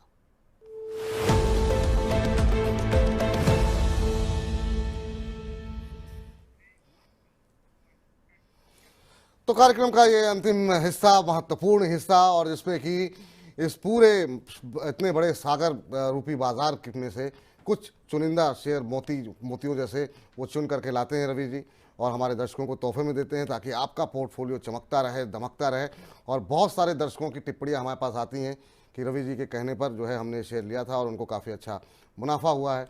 तो आपके इसी मुनाफे को बरकरार रखते हुए आज के चुन चुन के की शुरुआत करते हैं। और सर, आपने पहले ही कह दिया है कि आप आज 4 शेयर देने वाले हैं, किन क्षेत्रों के होंगे और इनको चुनने का प्रोसेस क्या रहा सर? देखिए, ये वैसे ये स्टॉक कोई नए नहीं है, आपके पोर्टफोलियो में या तो होंगे या तो बहुत सवाल इनमें आए हैं। और ये 4 वो चौकीदार हैं जो कि हमारे जो प्रधानमंत्री जी हैं वो जब चौकीदारी आगे बढ़ाएंगे तो उसमें इनका बहुत बड़ा हाथ होगा और ये स्टॉक्स, ये कंपनियों के रिटर्न्स आपको अच्छे दिखाई देंगे। तो इसलिए मैंने इनको फंडामेंटली, और जिस हिसाब से नंबर बिल्डअप हो रहे हैं, इलेक्शन जो दिमाग में है अभी की अच्छे रिटर्न्स आपको दिलवाने हैं, वैसे टाइप के स्टॉक्स को मैंने यहाँ पर चूज किया है। पहला स्टॉक जिसकी चर्चा आप लोग कर रहे थे, एससीसी। सर, टारगेट 44 का इमीडिएट बेसिस पे आपको देखने को मिल सकता है। खरीदारी कहीं भी करें, करंट लेवल पे करें, थोड़ा नीचे करें, ऊपर भी कर लें, 35, 36, 37, 38 में भी कर लेंगे तो भी 44 का टारगेट है वो आपको अचीव होता हुआ नजर आएगा, पहला। दूसरा स्टॉक है PSB, Punjab and Sind bank. इससे पहले भी मैंने रिकमेंड किया है, लेकिन फिर से चाल चलनी शुरू हुई है, फिर से दौड़ वापस अपसाइड की मोमेंटम की दिखाई दे रही है। 75 के टारगेट के लिए करंट लेवल से बाय किया जा सकता है। और 2 तो ऐसे स्टॉक है जिनके बिना की सरकार का भी हाथ जो है वो पीछे रह जाता है। पहला स्टॉक है कोल इंडिया, जो कि इस समय 440 चल रहा है। जल्दी हम 550 और 600 के लक्ष्य की तरफ बढ़ता हुआ देखेंगे 420 के स्टॉप लॉस से। और दूसरा स्टॉक है वीडीएल, डिविडेंड में कभी बड़ा प्यारा होता था ये स्टॉक, जिस हिसाब से रीस्ट्रक्चर हुआ, वापस कंपनी रिवैप कर रही है और अच्छा खासा मोमेंटम यहाँ पर देखने को मिल रहा है। तो इसको टारगेट रखिए, 280, 85, 82 जो मिलता है खरीदिए। 320 का लक्ष्य है, 260 के स्टॉप लॉस से। तो ये 4 चौकीदार स्टॉक है जो कि इलेक्शन की गाड़ी को आगे बढ़ेगी तो उसमें आपको आपके रिटर्न बनाते हुए नजर आएंगे। चलिए, तो ये है मुनाफे के चौकीदार। जी हाँ, वेदांता में खरीदारी करने की सलाह है। 280-85 के बीच में खरीदिए, 260 रुपए का एक स्टॉप लॉस लगाइए और ऊपर की तरफ आपको 320 रुपए तक के लक्ष्य जो है ये शेयर भेजता हुआ दिखाई देगा। इसके अलावा हिंदुस्तान कंस्ट्रक्शन पे आज काफ़ी सारे सवाल आए हैं, बहुत लोग लेकर परेशान हैं, कुछ लोगों ने लिया नहीं है, उसको खरीदारी करना चाह रहे हैं। उन सब के लिए ये सलाह है कि यहाँ पर 44 रुपए तक के लक्ष्य देखने को मिल सकते हैं। तो जो लोग फ्रेश बाइंग करना चाहते हैं, बिल्कुल 34 रुपए के आसपास खरीदारी कीजिए, आपको 44 रुपए तक के लक्ष्य देखने को मिल सकते हैं। कि स्टॉप लॉस अवश्य लगा लीजिएगा और वो होगा 30 रुपए का। इसके अलावा तीसरी कंपनी क्या है? तीसरी कंपनी है पीएसबी। यहाँ पे खरीदारी करने की सलाह दी जा रही है। 62 रुपए के आसपास अभी चल रहा है। यहाँ पर आपको 75 रुपए तक के लक्ष्य दिए जा रहे हैं। एक स्टॉप लॉस 5-6 रुपए नीचे 56 रुपए के आसपास लगा लीजिए, ताकि अगर कोई बड़ी वोलेटिलिटी बाजार में आए तो आपको ज़्यादा नुकसान ना हो। चलिए, अगली कंपनी लेकर के आइए जरा स्क्रीन पर, और ये है कोल इंडिया। कोल इंडिया पे पहले भी रवि जी की तरफ से रिकमेंडेशंस आई हैं और आज खरीदारी की सलाह दी जा रही है। 550 रुपये तक के लक्ष्य देखने को यहाँ पर मिल सकते हैं। अभी 440 के आसपास चल रहा है। एक 20 रुपये नीचे का एक स्टॉप लॉस लगाइए और 550 रुपए के लक्ष्य के लिए आप यहाँ पर खरीदारी करके चल सकते हैं। तो ये राय निकल करके आती हुई इन 4 शेयरों में ये आपके मुनाफे के चौकीदार हैं, उसको सिक्योर करेंगे आपके मुनाफे को। और फिलहाल के लिए तो आप कार्यक्रम को भी समाप्त करने का वक्त हो गया है, लेकिन एक टिप्पणी आई है सर, मैं चाहूँगा कि उस टिप्पणी पे आप जवाब दे दें, क्योंकि जितेंद्र जी थोड़े से नाराज़ लग रहे हैं। कह रहे हैं विपुल जी नमस्कार, आज तो अपनी कसम तोड़ दो, मेरा भी प्रश्न कभी ले लो। तो चलिए सर, कार्यक्रम हालांकि इस फॉर्मेट पे हम लेते नहीं हैं, लेकिन फिर भी आपकी नाराज़गी ना हो, हम इस प्रोटीन ईगो टेक्नोलॉजी के ऊपर इनका प्रश्न है। 1157 रुपये के भाव पर इन्होंने लिए हैं। कह रहे हैं क्या लंबी अवधि के लिए होल्ड करूं, एवरेज करूं, या फिर अपना नुकसान बुक करके एग्जिट कर लूं।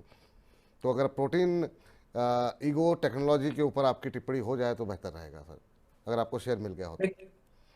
देखिए, स्टॉक तो मिल गया है, लेकिन दुखद बात यह है कि इसमें आपको थोड़ा सा अभी यहाँ पर एग्जिट होना पड़ेगा। लेकिन हमने जो 4 चौकीदार यहाँ पर तैनात किए हैं, आप उन चौकीदारों पर भरोसा करिए और ये आपके मुनाफे की गाड़ी को और आपके लॉस के जो सौदे हैं उनको प्रॉफिट की तरफ लेके जाएगा। चारों में डिवाइड कर दीजिए, जितना भी स्टॉक ले रखा है उसको, चाहे 2-2 शेयर आ रहे हो, 4-4 शेयर आ रहे हो, ले लीजिए, यहां से एग्जिट हो जाए, एग्जिट कर दीजिए। आपके लिए यही सलाह निकल करके आती हुई। शिक्षा सदन के नाम से एक आईडी बनी हुई है, वो भी इसी पे पूछ रहे हैं क्या करना चाहिए। आप सभी के लिए इस शेयर से निकल जाइए, तभी आपके लिए बेहतर रहेगा, वरना नुकसान बढ़ता हुआ दिखाई दे सकता है।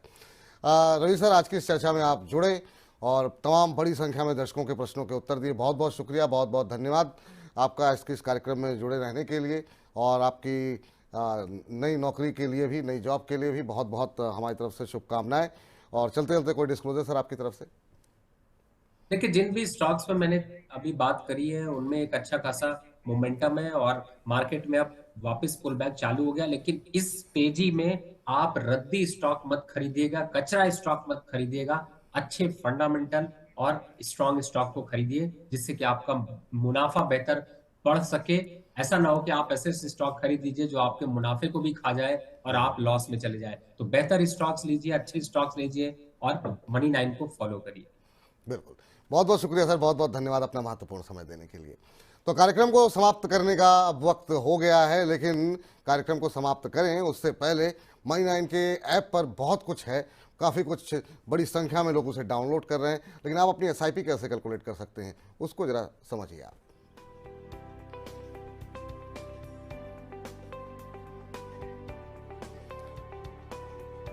ये आप इस माध्यम से अपनी SIP कैलकुलेट कर सकते हैं। यहाँ पर विकल्प आपको दिए जा रहे हैं कि आपको किस तरीके से अपनी SIP जो है, क्या आपका लक्ष्य है और कितने समय के लिए आप निवेश करना चाह रहे हैं, वो तमाम जानकारी अगर आप उसमें भर देंगे तो फिर आप जो है आसानी से समझ पाएंगे कि आपको हर महीने कितनी SIP देनी पड़ेगी और आखिर में आपको कितना अमाउंट आपको मिलता हुआ दिखाई देगा।